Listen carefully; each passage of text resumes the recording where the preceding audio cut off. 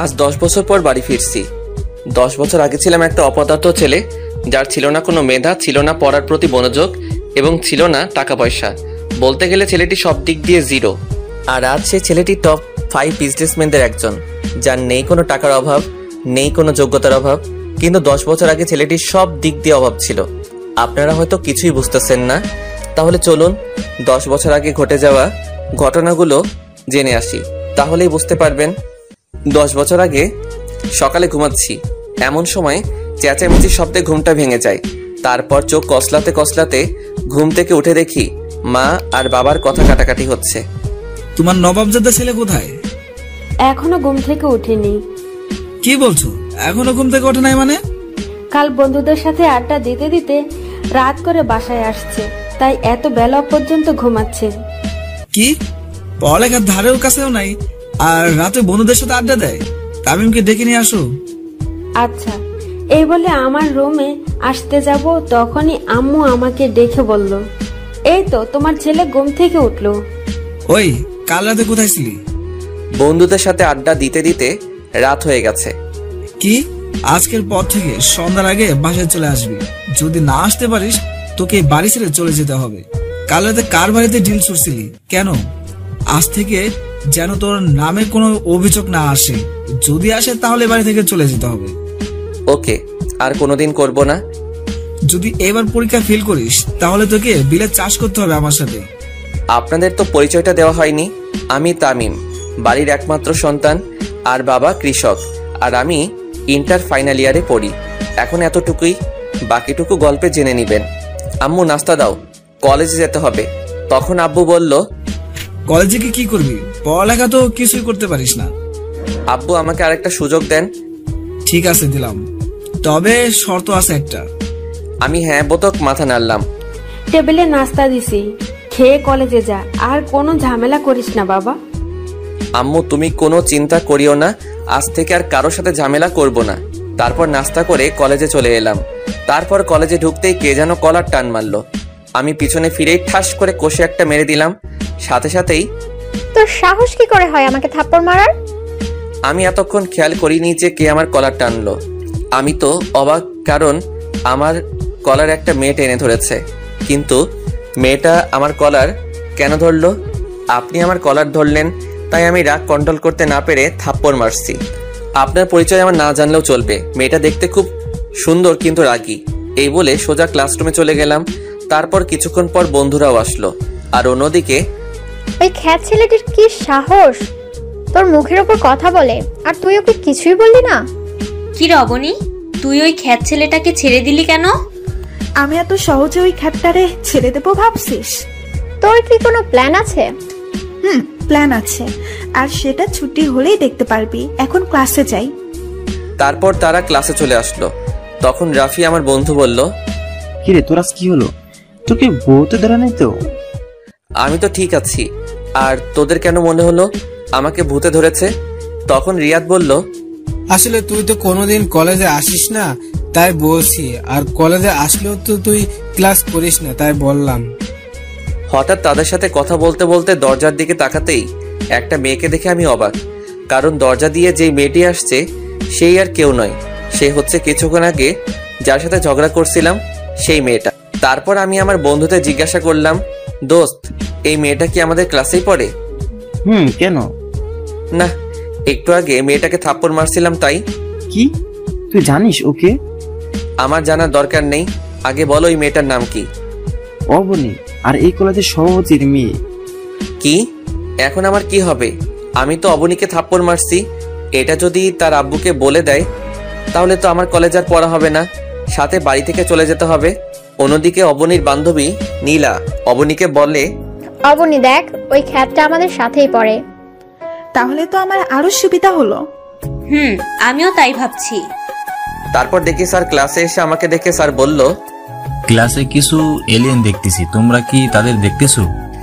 আমাকে উদ্দেশ্য করে বলল, কারণ এর আগে কলেজে আসলেও ক্লাস করিনি, তাই ক্লাসে দেখে স্যার অবাক হয়ে গেল। আর আমি স্যারকে বললাম, স্যার এখানে তো কোনো এলিয়েন নাই। তোমাকে দেখে তো এলিয়েনই মনে হচ্ছে। আর এতদিন পর কি জন্য ক্লাস করতে আসছো? 1 মাস পরই তো তোমার পরীক্ষা, একেবারে পরীক্ষা দিতে আসলেই তো হয়। আসলে স্যার আজ থেকে ভালো হয়ে গেছি আর নিয়মিত ক্লাস করব। আমার কথা শুনে সবাই অবাক হয়ে গেল। তার থেকে আরো বেশি অবাক হলো স্যার, আর আমার বন্ধুরাও অবাক হয়ে গেল, কারণ তারা ভাবতে পারেনি যে আমি আজ থেকে ক্লাস করব। তখন স্যার বলল, ক্লাস করলে ভালো। তারপর স্যার আরো কিছুক্ষণ ক্লাস করিয়ে চলে গেল। তারপর সব ক্লাস করে যখনই বন্ধুদের নিয়ে গেট দিয়ে বাহির হব, তখনই কে যেন খ্যাত খ্যাত করে আমাকে ডাকতেছে। ওই খ্যাত। আমি পিছনে ফিরে দেখে অবনী আমায় ডাকতেছে। আমাকে বলতেছেন, এখানে তুই ছাড়া আর কে আছে? আচ্ছা আসতেছি। এই বলে আমার বন্ধুরা সহ আমি অবনীর কাছে গেলাম। ওই তোরা যা। আমরা কেন যাব? যেতে বলছি, যাবি নাকি অন্য ব্যবস্থা করব? আচ্ছা যাচ্ছি যাচ্ছি। তারপর ওরা চলে যাওয়ার পর, ওই তোর নাম কি? তামিম। আর কি জন্য ডাকছেন ওইটা বলেন। কেন, তোকে কি কাজ ছাড়া ডাকা যায় না নাকি? তা নই, কিন্তু কেন ডাকলেন তা তো বলেন। তখন নীলা বলল, অবনী দেখ, ওই খ্যাত ছেলেটা তোর মুখে মুখে কথা বলতেছে আর তুই তা সহ্য করতেছিস। তখন অবনী বলল, ওই খ্যাত, তোর সাহস কি করে হয় আমার মুখে মুখে কথা বলা? এই বলে ঠাস। আপনারা ভাবছেন থাপ্পড়টা আমার গালে লাগছে? আপনারা ঠিকই ভাবছেন, থাপ্পড়টা আমার গালে লাগছে। আর ওর থাপ্পড়ের আওয়াজ শুনে যারা কলেজে ছিল সবাই আমার দিকে তাকিয়ে আছে, আর আমি গালে হাত দিয়ে দাঁড়িয়ে আছি। আমাকে মারলেন কেন? আবার আমার মুখে মুখে কথা বলতেছিস? সরি আপু। ঠাস, আবার থাপ্পড় মারলো। এই বড়লোক মেয়েগুলো গরিবদের ভাবেটা কি? আমরা গরিব বলে কি আমাদের কোনো প্রাণ নেই? আমাদের কি কোনো ফিলিংস নেই? আমরাও তো মানুষ। আপনি আবার আমায় মারলেন কেন? আজ থেকে আমায় ম্যাডাম বলে ডাকবি। কি বলে ডাকবি? ম্যাডাম বলে। এই তো, গুড বয়। আর শোন, কাল সকালে তাড়াতাড়ি আসবি। Okay madam. তারপর অবনীর কাছ থেকে বিদায় নিয়ে সোজা বাসায় চলে আসলাম। তারপর ফ্রেশ হয়ে আম্মুকে বললাম, আম্মু খুব খিদে পেয়েছে, খাবার দাও। আচ্ছা তুই টেবিলে বস, আমি খাবার দিচ্ছি। তারপর খাবার খেয়ে রুমে গিয়ে শুয়ে গেলাম। আর কলেজে ঘটে যাওয়া ঘটনাগুলো ভাবতেই কখন যে ঘুমিয়ে গেলাম নিজেও জানি না। অন্যদিকে অবনী কলেজ থেকে বাড়ি ফিরে আর গান গেয়ে গিয়ে সিঁড়ি থেকে উঠতে যাবে, ঠিক তখনই শিমুল চৌধুরী, আজ আমার মেয়েকে এত সুন্দর লাগছে কেন? আমি একটা ছেলেকে ভালোবেসে ফেলেছি। তা কে সেই ছেলেটা, যে ছেলেটা আমার এই মেয়ের মন কেড়ে নিয়েছে? ছেলেটার নাম তামিম, কিন্তু তার স্ট্যাটাস আমাদের মতো অত হাই লেভেলের না। ও, তা ছেলেটাকে কি বলেছিস তুই অনেক পছন্দ করিস বা ভালোবাসিস? না মা, আচ্ছা এসব এখন থাক না। এসব এখন খুব জোরে খিদে পেয়েছে। তুমি খাবার রেডি করো, আমি ফ্রেশ হয়ে আসতেছি। নীলা। আচ্ছা যা মা। দোস্ত তুই কোথায়, আজ আসবি না? আমি তো ঘুম যাচ্ছি। কি? আচ্ছা তুই রফিক আঙ্কেলের চায়ের দোকানে চলে আয়। কেন বলো তো, কোনো সমস্যা হয়েছে নাকি? আরে না, আজ আড্ডা দিবি না? আমি তো আড্ডা দেওয়ার জন্য কল দিচ্ছি। সরি দোস্ত, আজ থেকে আমি আর আড্ডা দিব না। আচ্ছা তামিম, তুই কি আমাদের সেই বন্ধু তামিম নাকি অন্য কেউ? কেন বলতো? না মানে ভূতের মুখের রাম রাম শুনছি তাই বলতেছি। এখানে রাম রামের কি হয়েছে? আমরা তো অনেক আড্ডা দিয়ে অনেক সময় নষ্ট করছি, আর সামনে পরীক্ষা, তাই ভাবলাম ভালোভাবে প্রস্তুতি নিতে হবে। আচ্ছা ঠিক আছে দোস্ত। তারপর বাহিরে চলে আসলাম। তারপর মাগরিবের নামাজ পড়ে বাড়িতে চলে আসলাম আর বই নিয়ে পড়তে বসলাম। তারপর 10টার দিকে আম্মু খাবার জন্য ডাক দিল। তারপর ডিনার করে ঘুমিয়ে গেলাম। তারপর সকালবেলা ঘুম থেকে উঠে ফ্রেশ হয়ে নাস্তা করে কলেজে যাই। আর কলেজে গিয়েই তো আমি অবাক, কারণ অবনী আজ শাড়ি পরে আসছে। মনে হচ্ছে আসমান থেকে পরি নেমে এসেছে। ছি, আমি এসব কি ভাবতেছি? ও কোথায় আর আমি কোথায়? ওরা বড়লোক আর আমরা গরিব, ওদের সাথে আমাদের মানায় না। তারপর এইসব ভাবতে ভাবতে ক্লাসে চলে আসলাম। নীলা, আজ এই খ্যাতটা আসেনি নাকি? জানি না রে। আচ্ছা চল, ক্লাসের সময় হয়ে গেছে, ক্লাসে যাই। চল। কি রে অবনী, কাকে খুঁজছিস? আর ওই খ্যাতটা আসে নাই না কি? আজ তারপর হঠাৎ অবনীর আমার দিকে চোখ পড়তেই, দেখ নীলা, ওই খ্যাতটা কলেজে আসলো অথচ আমার সাথে দেখা করেনি। এর একটা বিহিত করতে হবে। আজ ওর একটা বিহিত করতেই হবে। ক্লাস ছুটি হোক, তারপর দেখাচ্ছি। আমি ক্লাসে এসে বন্ধুদের পাশে বসে গেলাম। তখন রাফি বলল, কিরে দোস্ত, কি অবস্থা? এই তো ভালো, তোদের কি অবস্থা? আমরা ভালো দোস্ত। তারপর স্যার ক্লাসে চলে আসলো। তারপর স্যার কিছু নোট লিখে দিলেন আর বললেন, আচ্ছা কাল তোমাদের এই বিষয়ের উপর ক্লাস টেস্ট নেওয়া হবে, তাই সবাই ভালোভাবে প্রস্তুতি নাও। তারপর স্যার আরো কিছুক্ষণ ক্লাস করে চলে গেলেন। তারপর একে একে সব ক্লাস করে চলে আসতে যাব, তখন দেখি অবনী গেটের ওইখানে দাঁড়িয়ে আছে। আমি অবনীকে না দেখার ভান করে চলে যেতে যাব, তখনই ওই ক্যাট, তোকে সকালে আমার সাথে দেখা করতে বলেছিলাম না? সরি, আসলে ভুলে গেছিলাম। কাল সকালে আসার পর আমার সাথে দেখা করে তারপর ক্লাস করতে যাবি। আচ্ছা। এখন তুই যেতে পারিস। আচ্ছা, যাচ্ছি। এই বলে বন্ধুদেরকে নিয়ে চলে আসলাম। মাঝপথে রিয়াদ বলল, আচ্ছা দোস্ত, ওই অবনী তোর পিছনে এইভাবে লেগে আছে কেন? তখন রাফি বলল, ওই দিন অবনীকে তামিম থাপ্পড় মারলো না, মনে হয় ওইটার বদলা নেওয়ার প্ল্যান করতেছে। এই রে, এরা কিভাবে জানলো আমি অবনীকে থাপ্পড় মারছি? সত্যি তুই অবনীকে থাপ্পড় মারছিস? তাহলে তো তুই শেষ। আরে এমনি ভয়ে ভয়ে আছি, আর তুই সেইখানে আরো ভয় দেখাচ্ছিস। কোথায় সাহস দিবি তা না করে উল্টা আমায় ভয় দেখাচ্ছিস। তোরা কি আদৌ আমার বন্ধু নাকি শত্রু তা আজও জানতে পারলাম না। দোস্ত ওসব বাদ দে তো, কাল যে টেস্ট পরীক্ষা হবে তা নিয়ে কিছু ভাবছিস? যা হবে কাল দেখা যাবে। আচ্ছা চলি দোস্ত, আর ভালোভাবে প্রস্তুতি নিস। ওদের সাথে কথা বলতে বলতে বাড়িতে চলে আসলাম। বাড়িতে ঢুকে মাকে বললাম, আম্মু খুব খিদে পেয়েছে, খাবার দাও। আচ্ছা তুই ফ্রেশ হয়ে আয়, আমি টেবিলে খাবার দিচ্ছি। তারপর আমি ফ্রেশ হতে চলে গেলাম। অবনী, তুই এই খ্যাতটাকে সবসময় এভাবে ছেড়ে দিস কেন? আরে অপেক্ষা কর, ফাইনাল পরীক্ষার পর আমাকে থাপ্পড় মারার প্রতিশোধ নেব। দেখ কাল কি করি। মুখে তো বলে দিলাম, তামিমকে কি আমি শাস্তি দিতে পারবো না? আমি তামিমের থেকে প্রতিশোধ নিতে পারবো না, কারণ আমি যে তামিমকে খুব ভালোবেসে ফেলেছি। তামিমকে কি আমি বলতে পারবো আমার ভালোবাসার কথা? কিরে, তুই কি ভাবছিলি এতক্ষণ? সে কখন থেকে ডাকতেছি, তোর কোনো খুশি নেই? না কিছু না, চল বাড়ি যাই। তারপর ওরা দুইজনে বাড়ি চলে আসলো। এদিকে তামিম ফ্রেশ হয়ে খাবার খেয়ে ঘুমিয়ে পড়ে। তারপর সন্ধ্যা দিকে মাগরিবের নামাজ পড়তে বসে, কারণ কাল তার টেস্ট পরীক্ষা, তাই ভালোভাবে প্রস্তুতি নিতে হবে। তারপর 2 ঘন্টা পরে একটু বিশ্রাম নেয়, তারপর ডিনার করে শুয়ে পড়লাম। সকালবেলা 6টায় ঘুম থেকে উঠে ফ্রেশ হয়ে আবার পড়তে বসলাম। তারপর দেখতে দেখতে কলেজের সময় হয়ে গেল। তারপর নাস্তা করে কলেজে চলে এলাম। তারপর অবনীর সাথে দেখা করে ক্লাসে চলে এলাম। তারপর প্রিন্সিপাল এসে আমাকে ডেকে তার কেবিনে নিয়ে গেল। এরপর স্যার যা বললো তা শুনে তো আমার নিচ থেকে মাটি সরে গেল। তারপর কলেজে এসে সোজা অবনীর কাছে চলে গেলাম। কিরে, আজ তুই নিচেই চলে আসলি? যাক, ভালোই হলো। বলেন ম্যাডাম, কেন ডেকেছেন? কেন ডেকেছি তার জন্য কি তোকে কৈফিয়ত দিতে হবে নাকি? এই বলে ঠাস করে 2 গালে 2টা থাপ্পড় মারলো। থাপ্পড়টা এত জোরে লাগলো যে আমার ঠোঁট থেকে রক্ত বের হচ্ছে আর খুব জ্বলছে। তবু সহ্য করে থাকলাম, কারণ এখন কিছু বললে হিতে বিপরীত হতে হবে, তার চেয়ে চুপ করে থাকি। যা তো এখান থেকে। তারপর আমি সোজা ক্লাসরুমে চলে আসলাম, আর আমি পকেট থেকে রুমালটা বের করে রক্ত মুছে আবার ঢুকিয়ে রাখলাম। তারপর আমার বন্ধুরা চলে এলো। তারপর বন্ধুদের সাথে একটু কথা বললাম। অন্যদিকে অবনী ভাবতেছে, না, তামিমকে এভাবে মারাটা ঠিক হয়নি।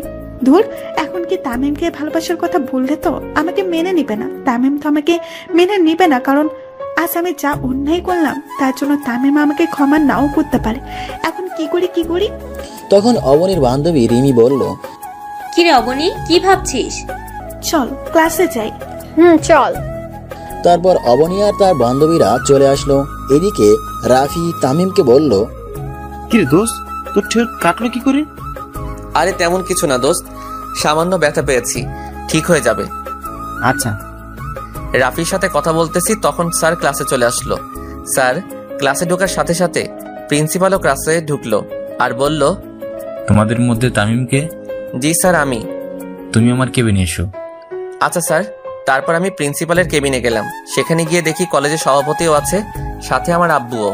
তারপর সভাপতি তারেক চৌধুরী মানে অবনীর আব্বু বলল, তুমি সেই তামিম যে প্রতিদিন আমার মেয়েকে বিরক্ত করো? ঠিক বুঝলাম না স্যার। তামিম, তোমাকে এই কলেজে টিসি দেওয়া হলো। যা শুনে আমার নিচ থেকে মাটি সরে গেল। মনে হচ্ছে আমার বুকে কেউ ছুরি ঢুকিয়ে দিয়েছে।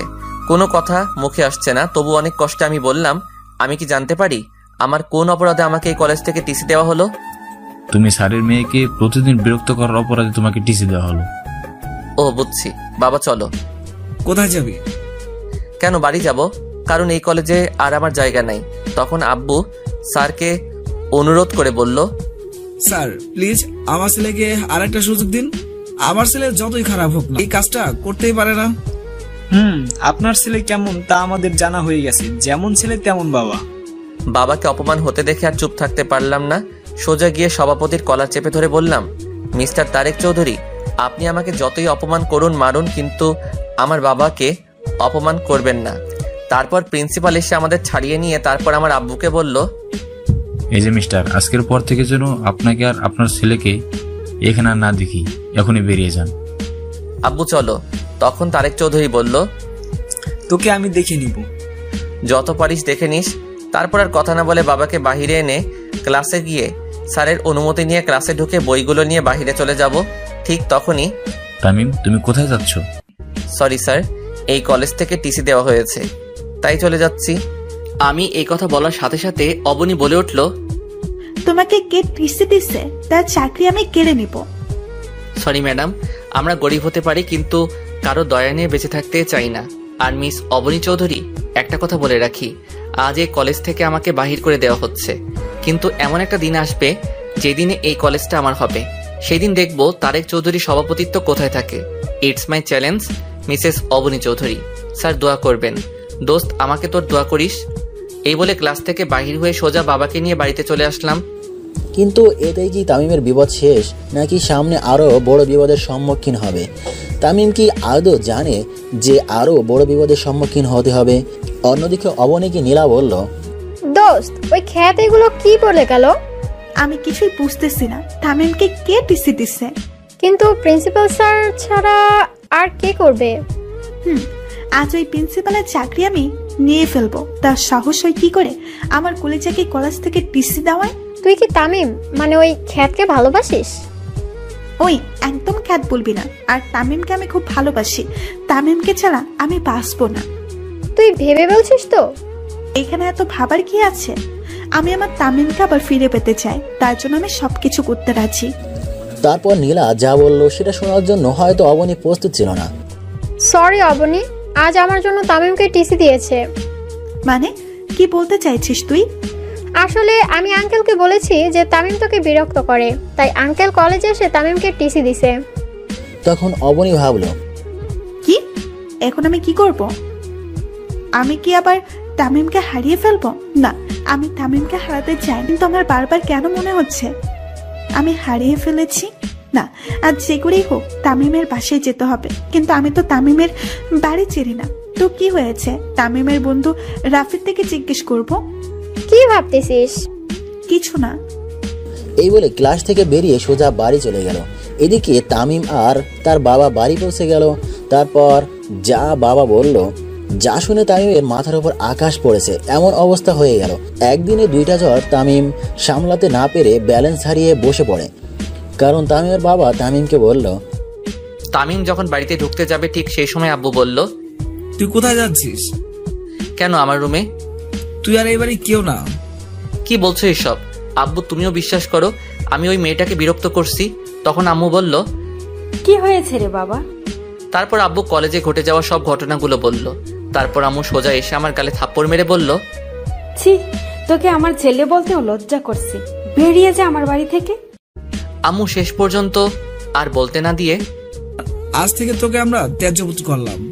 তুই এই বাড়ি কেউ না, বেরিয়ে যা আমার বাড়ি থেকে, আর কোনোদিন যেন আমার মুখের সামনে না দেখি। এইসব কথা শুনে মনে হচ্ছে কেউ আমাকে লাঠি দিয়ে আমার মাথায় বাড়ি মারছে, আর মনে হচ্ছে যেন আকাশটা আমার মাথার উপর পড়ে গেছে। কিন্তু একসাথে দুইটা ঝড় কিভাবে সামলাবো? দুইটা ঝড় একসাথে সামলাতে না পেরে আমি ব্যালেন্স হারিয়ে বসে পড়লাম। কিছুক্ষণ পর বললাম, আর কোনোদিন এই বাড়িতে আসবো না, চলে যাচ্ছি, ভালো থেকো বাবা মা। অন্যদিকে অবনী নীলা তামিমের বাড়িতে গেল তামিমের খোঁজে, কিন্তু অবনী আদৌ জানে না যে সে তামিমকে হারিয়ে ফেলতে চলেছে। কিন্তু অবনী হাসি মুখে তামিমের বাড়িতে ঢুকলে তামিমের আম্মু বলল, তোমরা কারা মামনি? আমি অবনী। আন্টি তামিম আছে? তামিম তো অনেক আগে এ বাড়ি ছেড়ে চলে গেছে। কি? তামিম কোথায় গেছে? আন্টি, আমি যে তামিমকে খুব ভালোবাসি।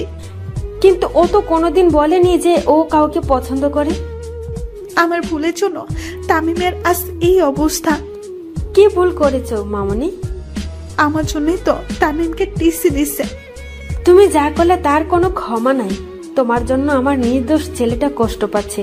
বেরিয়ে যাও আমার বাড়ি থেকে। আন্টি। আর কিছু বলতে পারলো না, কারণ তামিমের আম্মু দরজা বন্ধ করে দিয়ে চলে যায়। অবনী চিন্তা করে, আজ আমার জন্য তামিমের এই অবস্থা। তামিম এখন কোথায় আছে, কি করছে? আচ্ছা, রেল স্টেশনে গিয়ে দেখি সেখানে তামিম আছে নাকি, থাকলেও তো থাকতে পারে। তারপর অবনী রেল স্টেশনের দিকে ছুটে যায়, কিন্তু কপাল খারাপ, সেখানেও তামিম নেই। এদিকে তামিম তার সব সার্টিফিকেট আর মোবাইল আর কিছু জামানো টাকা ছিল, সব কিছু নিয়ে বেরিয়ে পড়লো অজানা রাস্তার পাড়ি দিতে।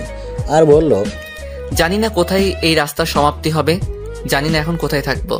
তারপর এইসব ভাবতে ভাবতে হাঁটতেছি। তারপর রেল স্টেশনে গিয়ে ট্রেনের জন্য অপেক্ষা করলাম। অবশেষে অপেক্ষার সমাপ্তি ঘটে। স্টেশনে ঢাকাগামী ট্রেনটাতে উঠে পড়লাম। তারপর ট্রেনটা নিজের মতো করে চলতে লাগলো, আর আমি বাহিরের দৃশ্য উপভোগ করতে লাগলাম। আর কিছুক্ষণ আগে ঘটে যাওয়া ঘটনাগুলো ভাবতেছি, কি থেকে কি হয়ে গেল। এটা তো হওয়ার ছিল না, কিন্তু যা হওয়ার তা তো হবেই, কারণ এটাই যে নিয়তির খেলা।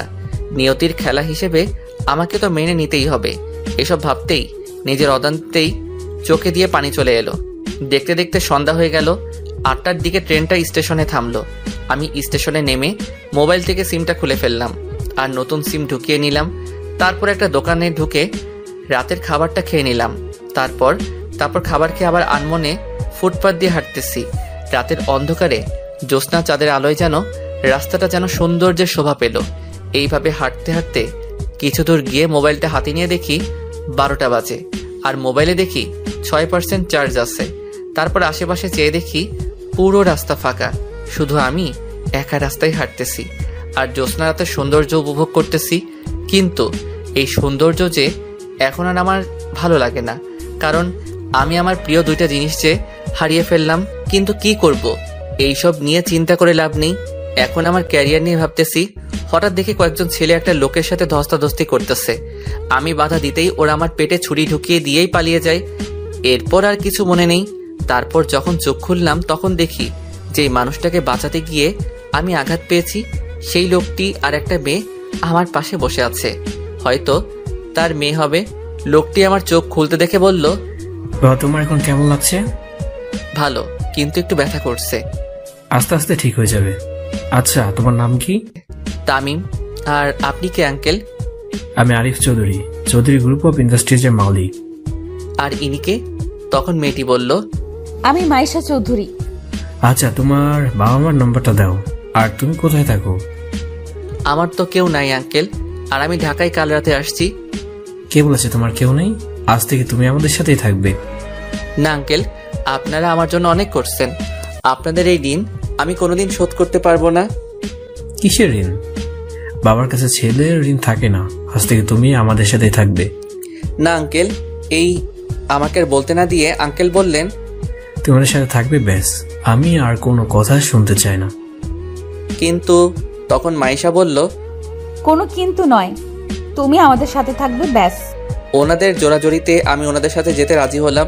তারপর আঙ্কেল ডাক্তারের কাছে গিয়ে বললেন, ডাক্তার, আমরা কি তামিমকে বাসায় নিয়ে যেতে পারবো? পারবেন, তবে ওনাকে কিছুদিন রেস্ট নিতে হবে। আচ্ছা ঠিক আছে ডাক্তার। তখন মাইশা আমাকে বলল, আচ্ছা, আপনার এখন কেমন লাগছে? আমার একটা হাত ধরে, অনেকটাই ভালো। হাত ছাড়িয়ে নিলেন কেন? চুপ করে আছি। কি হলো, চুপ করে আছেন কেন? তখন হঠাৎ আঙ্কেল ঢুকলেন, আর মাইশা আঙ্কেলকে দেখে মাইশা বললেন, আব্বু, তামিমকে আমরা কবে বাসায় নিয়ে যেতে পারবো? আজই নিয়ে যেতে পারবো। সত্যি বাবা, আজই নিয়ে যেতে পারবো? সত্যি। কিন্তু বুঝলাম না এই মেয়েটার এত খুশি লাগছে কেন। এই মেয়েটার হাবভাব আমার ভালো ঠেকছে না। এসব ভাবছি তখনই আঙ্কেল বললেন, তাই তুমি রেডি হয়ে নাও। আমি পকেটে হাত দিয়ে দেখি মোবাইলটা নেই। তাই আমি আঙ্কেলকে বললাম, আঙ্কেল একটা কথা বলবো? বলো, অনুমতি নেওয়ার প্রয়োজন নেই। আমার মোবাইলটা। আর বলতে না দিয়ে, এই নাও। আমি মোবাইলটা হাতে নিতেই অবাক হয়ে যাই, কারণ 100% চার্জ আসছে। হাতে দেখে আমার মোবাইলের ওয়ালপেপারে মাইশার পিক, কিন্তু ওর পিক আমার মোবাইলে। ওর পিক দিল কেন? আমি মাইশার দিকে তাকাতেই দেখি মাইশা চুপি চুপি হাসতেছে, কিন্তু আমার মাথায় কিছুই ঢুকতেছে না। এই মেয়ের মতলবটা কি? আমি আর কিছু না ভেবে আঙ্কেলকে বললাম, আঙ্কেল আমি রেডি। বলে উঠতেই পেটের ব্যথায় পড়ে যেতেই মাইশা আমাকে ধরে ফেললো। তখন আঙ্কেল বলল, মাইশা, ওকে নিয়ে গাড়িতে অপেক্ষা কর, আমি বিল মিটে আসছি। ওকে আব্বু। তারপর মাইশা আমাকে ধরে নিচে নেমে এলেন আর গাড়িতে বসালেন। কিছুক্ষণ পর আঙ্কেল চলে এলো। আঙ্কেল গাড়িতে উঠে ড্রাইভারকে বললেন, ড্রাইভার গাড়ি চালাও। ড্রাইভার গাড়ি স্টার্ট দিয়ে আপন মনে চালাতে লাগলেন। কিছু দূর যাওয়ার পর গাড়ি একটা বাড়ির সামনে থামলো আর মাইশা আমাকে ধরে বাড়ির ভিতর নিয়ে গেল। তারপর একটা রুমে নিয়ে গিয়ে বসালো। তারপর মাইশা বাহিরে চলে গেল আর আমি খাটে বসে এদিক ওদিক চোখ বোলাতে লাগলাম। রুমটা খুব সুন্দর করে গোছানো আর চারিদিকে মাইশার ছবি লাগানো। তার মানে এটা মাইশার রুম। কিন্তু মাইশা আমাকে ও রুমে আনলো কেন? এইসব ভাবতেছি, হঠাৎ মাথা ব্যথা করছে, তাই শুয়ে পড়লাম। আর বাবা মায়ের কথা ভাবতেছি। হঠাৎ খেয়াল করলাম চোখ থেকে পানি ঝরছে। বাবা মায়ের কথা ভাবতে ভাবতে কখন যে ঘুমিয়ে পড়লাম নিজেও জানি না। তারপর যখন ঘুম থেকে উঠলাম তখন অনুভব করলাম কেউ আমার মাথায় হাত বুলিয়ে দিচ্ছে। আমি চোখ খুলতেই দেখি মাইশা আমার মাথায় হাত বুলিয়ে দিচ্ছে। আমি চোখ খুলতে দেখে মাইশা হাত সরিয়ে বলল, ও ঘুম থেকে উঠেছেন, যান গিয়ে ফ্রেশ হয়ে আসেন, কিছু খেতে হবে, না হলে ওষুধ খাবেন কিভাবে? আমি অসহায় দৃষ্টিতে তাকিয়ে আছি, কারণ আমি হাঁটতে চাইলে পড়ে যাব, কারণ আমার পেটে ব্যথা হবে। আমার তাকিয়ে থাকা দেখে মাইশা বলল, আপনি তো ভালোভাবে হাঁটতেও পারবেন না। তারপর মাইশা আমাকে ধরে ওয়াশরুমে নিয়ে গেলেন। আমাকে ফ্রেশ করে এনে আমাকে বিছানায় বসালেন। তারপর আবার মাইশা রুমের বাইরে চলে গেলেন। কিছুক্ষণ পর কিছু খাবার এনে আমার পাশে বসলো। মাইশা খাবারগুলো বেড়ে আমাকে খাইয়ে দিতে চাইলেন। আমি বাধা দিতে চাইলে আমার বাধা না মেনে আমাকে খাইয়ে দিতে লাগলেন। খাওয়া শেষে ওষুধ খাওয়াই দিয়ে আবার চলে গেলেন। এভাবে কিছুদিন পার হয়ে গেল। এখন আমি অনেকটাই সুস্থ। এই কয়দিনে মাইশা আমার অনেক কেয়ার করেছে। অন্যদিকে অবনী তামিমের দেখা না পেয়ে দরজা বন্ধ করে কান্না করতে থাকে আর বলতে থাকে, তামিম, তুমি কোথায় হারিয়ে গেলে? পাওয়ার আগে তোমাকে হারিয়ে ফেললাম। জানি না কোনোদিন তোমার দেখা পাবো কিনা, তবু আমার দৃঢ় বিশ্বাস তুমি আবার আমার কাছে ফিরে আসবে। কিন্তু কবে ফিরে আসবে তুমি? এইসব ভাবতেছে তখনই অবনীর মা দরজায় কড়া নেড়ে বলল, মা আর কতদিন এইভাবে থাকবি? এখন কিছু খেয়ে নে, সকাল থেকে কিছু খাসনি। মা তুমি যাও তো, আমার খিদে নেই। তা বললে তো হবে না, আজ একটু খেয়ে নে মা। তুই না খেলে কি তামিম তোর কাছে ফিরে আসবে? মা আমি এখন কি করব? আমি যে তামিমকে খুব ভালোবেসে ফেলেছি। তোর ভালোবাসা যদি সত্যি হয় তাহলে তামিম আবার তোর কাছে ফিরে আসবে। তাই যেন হয় মা। দোয়া করি যেন তামিম আবার তোর কাছে ফিরে আসে। এই খাবারটা খেয়ে নে। অবনী দরজাটা খুলে দেয় আর খাবারগুলো খেয়ে ঘুমিয়ে পড়ে। হঠাৎ অবনী স্বপ্ন দেখে। অবনীর মন খারাপ, তাই অবনী বাড়ি থেকে হাঁটতে হাঁটতে পার্কের দিকে যেতে থাকে। কিছুক্ষণ হাঁটার পর পার্কে পৌঁছে যায়।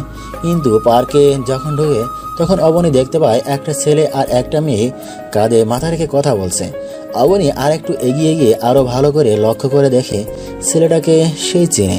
ছেলেটি আর কেউ নয়, ছেলেটি হলো তামিম। কিন্তু অবনী পাশে থাকা মেয়েটিকে চিনতে পারেনি। তাই অবনী তামিমের কাছে যখন যায় তখন তামিম আর মেয়েটি চলে যেতে থাকে। কিছুক্ষণ যাওয়ার পর দেখে তামিম আর মেয়েটি উদাও হয়ে যায়। অবনী না বলে চিৎকার দিয়ে ওঠে, যার কারণে শিমুল চৌধুরীর ঘুমও ভেঙে যায়। অবনী চিৎকার করায় শিমুল চৌধুরী বলল, কি হয়েছে মা, চিৎকার করলি কেন? মা তামিম আমাকে ছেড়ে চলে গেছে। তুই খারাপ স্বপ্ন দেখছিস হয়তো। আচ্ছা এখন ঘুমিয়ে পড়। ওকে মা। অবনী তামিমের কথা ভাবতে ঘুমিয়ে পড়ে। এদিকে ফ্রেশ হতেই বাইরে বের হতেই মাইশা রুমে আসলো আর তামিমকে বলল, চলো ডিনার করতে। আপনি যান, আমি আসতেছি। মাইশা চলে গেল। আমিও কিছুক্ষণ পর নিচে এলাম। নিচে এসে চেয়ারে বসলাম। তারপর মাইশা প্লেটে খাবার বেড়ে দিল। আমি খেতে লাগলাম। খাওয়ার মাঝখানে আঙ্কেল বলে উঠল, তামিম তোমার এখন কেমন লাগছে? আঙ্কেল পুরোপুরি ভালো। তুমি কোন ইয়ারে পড়ো? ইন্টারের ফাইনাল ইয়ারের পরীক্ষা দিব, কিন্তু দিতে পারিনি। কাল তোমাকে মাইশার কলেজে ভর্তি করে দেব। আচ্ছা ঠিক আছে আঙ্কেল। তোমার সার্টিফিকেট গুলো আছে তোমার সাথে? আছে। মাইশা তাহলে কাল তামিমকে নিয়ে ভর্তি করে দিস। ওকে বাবা। না, তার দরকার হবে না, আমি নিজেই ভর্তি হয়ে নিব। আচ্ছা তোমার যে ভালো মনে হয়। আচ্ছা আরেকটা কথা ছিল। কি কথা আঙ্কেল বলেন? এরপর আঙ্কেল যা বললেন তা শুনে তো আমি অবাক।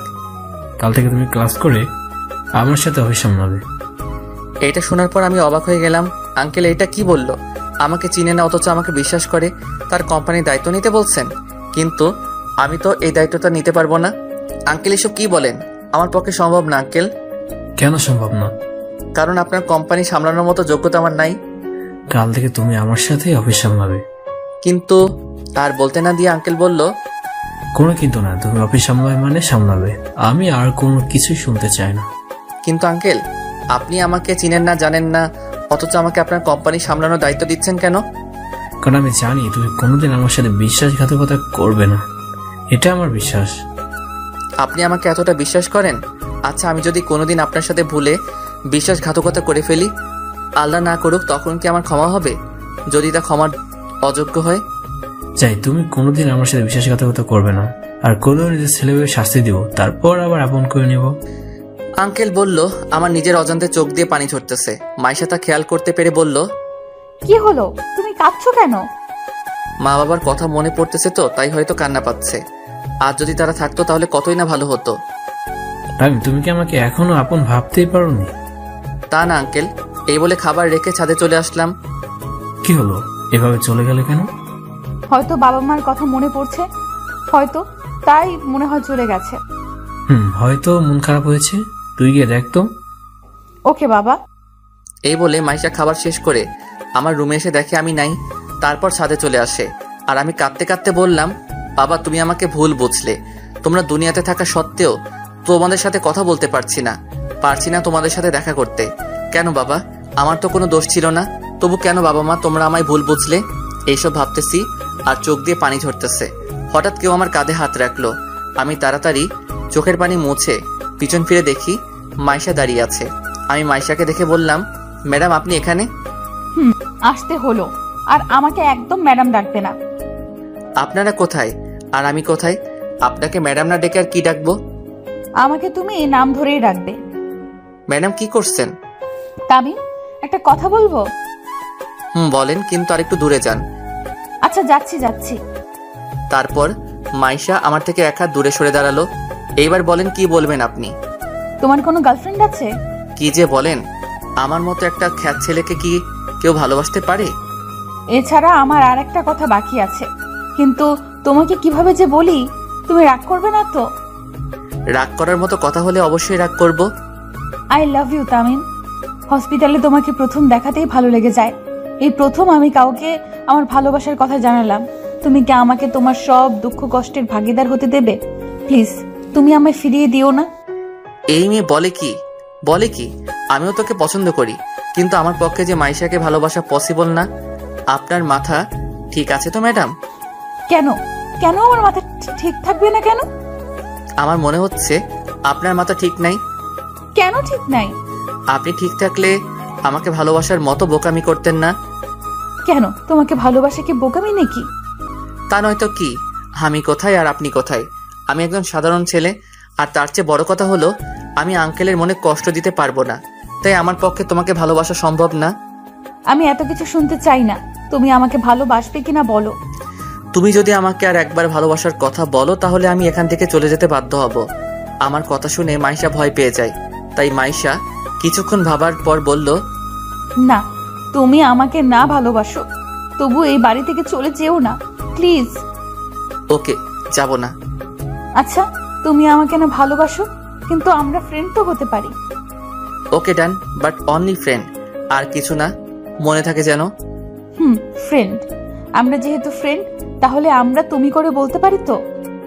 ওকে, সমস্যা নাই ম্যাডাম। আবার madam? Sorry Maisha. It's okay, এরপর আর হলে কোনো ক্ষমা নাই। ওকে মহারানী। রাত তো অনেক হলো, চলো এবার গিয়ে ঘুমিয়ে পড়ো। ওকে, তুমিও যাও। এই বলে আমি ছাদ থেকে নেমে আমার রুমে চলে গেলাম, কিন্তু মাইশা ছাদ থেকে নিচে নেমে সোজা তার বাবার রুমে যায়, আর বাবাকে বলল, বাবা আসবো? আয় মা, কিন্তু তুই কাঁদছিস কেন? আচ্ছা বাবা, আমি যদি তোমার কাছে কিছু চাই, তাহলে আমাকে দিবে তো? অবশ্যই দিব। আমার মেয়ে আমার কাছে কিছু চাইবে আর আমি দিব না, এটা কখনো হয়? কিন্তু বাবা, এটা অন্য সবকিছুর থেকে একদম আলাদা। আমি যদি আমার ভালোবাসার মানুষকে চাই, তাহলে কি তুমি আমাকে দিতে পারবে? অবশ্যই দিব, কিন্তু সেই ছেলেটা কে যাকে তুই আমার কাছে চেয়েছিস? বাবা, তাকে তুমি খুব ভালো করে চিনো। কিন্তু বলবি তো? যে আমার প্রাণ বাঁচিয়েছে, আমি তাকে ভালোবাসি, কিন্তু ও আমাকে ভালোবাসে না। আমার ভালোবাসা গ্রহণ না করে আমাকে ফিরিয়ে দিয়েছে। তামিমের কথা বলছিস? তামিম খুব ভালো ছেলে, তুই কোনো চিন্তা করিস না। এখন বল আমাকে কি করতে হবে? তামিমকে সব সময় আমার পাশে থাকতে বলবে, এতেই হবে। শুধু এতটুকুই? আচ্ছা আমি বলে দিব। থ্যাংক ইউ আব্বু। এখন অনেক রাত হয়েছে, গিয়ে শুয়ে পড়। ওকে আব্বু। এই বলে মাইশা আঙ্কেলের রুম থেকে সোজা তার রুমে চলে যায় আর তামিমের কথা ভাবতে ভাবতে ঘুমিয়ে পড়ে। আমি রুমে গিয়ে মোবাইলে অ্যালার্ম দিয়ে শুয়ে পড়লাম। কিছুক্ষণের মধ্যেই ঘুমিয়ে গেলাম। সকালবেলা অ্যালার্মের শব্দে ঘুমটা ভেঙে যায়। তারপর ফ্রেশ হয়ে নামাজ পড়ে একটু হাঁটাহাঁটি করে ছাদে চলে গেলাম। ছাদে গিয়ে সকালের সৌন্দর্য উপভোগ করতে লাগলাম। পাখির কিচিরমিচিরের শব্দে যেন মনটা যেন ভালো হয়ে গেল। ছাদে আরও কিছুক্ষণ থেকে নিজের রুমে চলে গেলাম। রুমে গিয়ে শুয়ে গেলাম। হঠাৎ কেউ দরজায় নক করলো। আমি গিয়ে দরজা খুলে দিলাম। দরজা খুলতেই দেখি মাইশা দাঁড়িয়ে আছে। মাইশাকে আমি বললাম, তুমি এইখানে? তুমি উঠছো নাকি দেখতে আসলাম। আমি তো অনেক আগে উঠেছি। ও, তো এতক্ষণ কি করেছো? এই তো শুয়েছিলাম। কেন, কিছু বলবে নাকি? নাস্তা করতে হবে, কলেজে যাবে না? এত তাড়াতাড়ি? কলেজে গিয়ে কি করব? আর আমি তো ভর্তি হইনি। কয়টা বাজে দেখছো? কয়টা বাজে? 9:30 বাজে। এক্ষুনি নাস্তা করে কলেজে যেতে হবে। ওকে, তুমি যাও, আমি আসতেছি। আচ্ছা তাড়াতাড়ি আসো, আমরা তোমার জন্য অপেক্ষা করতেছি। এই বলে মাইশা চলে গেল। আমিও রেডি হয়ে নিচে নেমে এলাম। তারপর চেয়ারে গিয়ে বসে পড়লাম। নাস্তা করা শেষে আঙ্কেল বলল যে, তাই তোমাকে একটা কথা বলার ছিল। জি আঙ্কেল বলুন, এতে পারমিশন নেওয়ার কি আছে? বুঝলাম তুমি মাইশার সাথে সবসময় থাকতে পারবা? পারবো। আমি তো ওর কলেজে ভর্তি হব। তাহলে এত চিন্তা করতেছেন কেন? আচ্ছা তুমি গাড়ি চালাতে পারো? পারি আঙ্কেল। তাহলে আর কোনো চিন্তা করতে হবে না। ঠিক বুঝলাম না আঙ্কেল। তুমি মাইশার সাথে একসাথে কলেজ যাবে, আর কলেজ ছুটি হলে মাইশাকে বাড়িতে ড্রপ করে অফিসে আসতে পারবে। আর এই নাও কার্ড, অফিস চলে আসো। পারবো আঙ্কেল, আপনি চিন্তা করবেন না। আচ্ছা তুমি এখন তোমার সকল কাগজপত্র নিয়ে কলেজে গিয়ে ভর্তি হতে যাও, আর আমি প্রিন্সিপাল স্যারকে বলে দিব। Okay uncle. এই বলে রুমে গিয়ে সব কাগজপত্র নিয়ে নিচে চলে এলাম। আর মাইশাকে বললাম, মাইশা চল। দাঁড়াও, আমি এক্ষুনি আসতেছি। আচ্ছা যাও, আমি গাড়িতে অপেক্ষা করতেছি। এই বলে আমি গাড়ি বাহির করতে গেলাম। গাড়ি বাহির করে গাড়িতে বসে মাইশার জন্য অপেক্ষা করতেছি, কিন্তু ওনার আসার কোনো খবর নাই। কিছুক্ষণ অপেক্ষা করার পর দেখি মাইশা একটা নীল শাড়ি পরছে, সাথে ম্যাচিং করে নীল চুড়ি আর ঠোঁটে হালকা গোলাপি রঙের লিপস্টিক। সব মিলিয়ে মাইশাকে একদম নীল পরীর মতো লাগতেছে। আমি তো দ্বিতীয়বারের মতো ক্রাশ খেলাম। ওর থেকে চোখই ফেরাতে পারছি না, কিন্তু আমি ওর প্রতি দুর্বল হলে চলবে না, এইসব ভাবতেছি আর মাইশার দিকে তাকিয়ে আছি। এই যে কি দেখছো এইভাবে? এই কি হলো, কথা বলতেছো না কেন? কি কি কি এইভাবে কি দেখতেছো? কই কিছু না তো। শাড়িতে আমায় কেমন লাগছে? এই প্রথম পরলাম। একদম পেতনির মতো লাগতেছে। কি, আমি পেতনি? আচ্ছা এসব কথা থাক, কলেজে যাওয়া যাক। চলো। তারপর গাড়ি ড্রাইভ করে কলেজে চলে আসলাম। আমি মাইশাকে ক্লাসরুমে চলে যেতে বলে সোজা প্রিন্সিপালের রুমে চলে গেলাম আর বললাম, স্যার আসতে পারি? Yes, come in. আমি রুমে ঢুকলাম আর প্রিন্সিপাল স্যার বলল, কি জন্য আসছো? ভর্তি হতে আসছি স্যার। কোন বর্ষে? ফাইনাল ইয়ারে। কি, আর 1 মাস পর তোমাদের পরীক্ষা আর তুমি এখন ভর্তি হতে আসছো? আগের কলেজ থেকে টিসি দিছে, তাই পড়তে পারিনি। তোমার কাগজপত্রগুলো দাও। আমি কাগজগুলো স্যারকে দিলাম। স্যার কিছুক্ষণ দেখে আমাকে বললেন, তোমাকে তাহলে রফিক পাঠাইছে? জি স্যার। আচ্ছা একটা কথা বলো তো, তোমাকে আগের কলেজ থেকে কেন টিসি দিছে? স্যার, কলেজে ঘটে যাওয়া সকল ঘটনা বললাম। সভাপতির গা হাত তুলছে কেন? কারণ উনি আমার বাবার নামে গালি দিছে, তাই। যদি এই কলেজে এরকম করো তাহলে তোমার পড়ালেখা বন্ধ হয়ে যাবে। স্যার, এই ভুল দ্বিতীয়বার আর হবে না। তোমাকে কলেজে ভর্তি করাতে পারি, তবে একটা শর্ত আছে। কি শর্ত স্যার? আমি আপনার সকল শর্তে রাজি স্যার। তুমি কলেজে কোনো রকম মারামারি ঝগড়া করতে পারবে না। যে কোনো অবস্থা দিয়ে তুমি ঝগড়া করবে না। যদি করো তাহলে তোমাকে এই কলেজ থেকে টিসি দেওয়া হবে, এবং যাতে অন্য কলেজে না ভর্তি হতে পারো সেই ব্যবস্থা করা হবে। ওকে স্যার, আমার দ্বারা এই কলেজে কোনো ঝগড়া হবে না। ওকে, এখন ক্লাসে যাও আর ভালোভাবে লেখাপড়া করো। আর 1 মাস পর তোমাদের ফাইনাল পরীক্ষা। স্যার, আমি তো ফাইনাল ইয়ারের রুম চিনি না। এখান থেকে বাহির হয়ে নিচে নেমে অপর বিল্ডিং এর 2য় তলায় তোমাদের ক্লাসরুম। ধন্যবাদ স্যার। এই বলে প্রিন্সিপাল স্যারের রুম থেকে বাহির হয়ে সোজা ক্লাসে চলে গেলাম। ক্লাসে গিয়ে দেখি স্যার ক্লাস করাচ্ছেন। আমি স্যারকে বললাম, may I coming sir? Yes coming. তোমার নাম কি? তামিম, কলেজে নতুন আসছি। ওকে, সিটে গিয়ে বসো। আমি এদিক ওদিক তাকাতে লাগলাম, কিন্তু কোথাও জায়গা খালি নাই। আমি একটু এগোতেই একটা মেয়ে আমাকে তার পাশে বসতে বলল। আমি আর কোনো উপায় না পেয়ে তার পাশে বসলাম। স্যার কিছু নোট লিখে দিছেন, সেইগুলো তুলে নিলাম। স্যার ক্লাস করিয়ে চলে গেলেন। স্যার ক্লাস করিয়ে চলে গেলে আমার পাশে থাকা মেয়েটি বলল, হাই, আমি সুমাইয়া। আপনি? জি, আমি তামিম। আচ্ছা, আমরা কি ফ্রেন্ড হতে পারি? সরি না। এরই মধ্যে স্যার ক্লাসে চলে আসলো, তবু এই মেয়ের বকবকানি বন্ধ হচ্ছে না। কেন? নিজেকে কি মনে করেন একটা মেয়ে নিজ থেকে আপনাকে ফ্রেন্ড হওয়ার অফার করতেছেন বলে কি সেলিব্রিটি হয়ে গেছেন নাকি? আচ্ছা ফ্রেন্ড, এখন একটু চুপ থাকুন, স্যার ক্লাস করাচ্ছে, দেখতেছেন না নাকি? ওকে, চুপ থাকলাম। আচ্ছা, আমরা যখন ফ্রেন্ড, তো তুমি করে বলা যায় না? যা ইচ্ছা বলেন, তবু কথা একটু কম বলেন। ওকে, আর কথা বলবো না। একে একে সব ক্লাস করে বাইরে এসে গাড়ির পাশে মাইশার জন্য অপেক্ষা করতেছি, কিন্তু এখনো আসতেছে না কেন?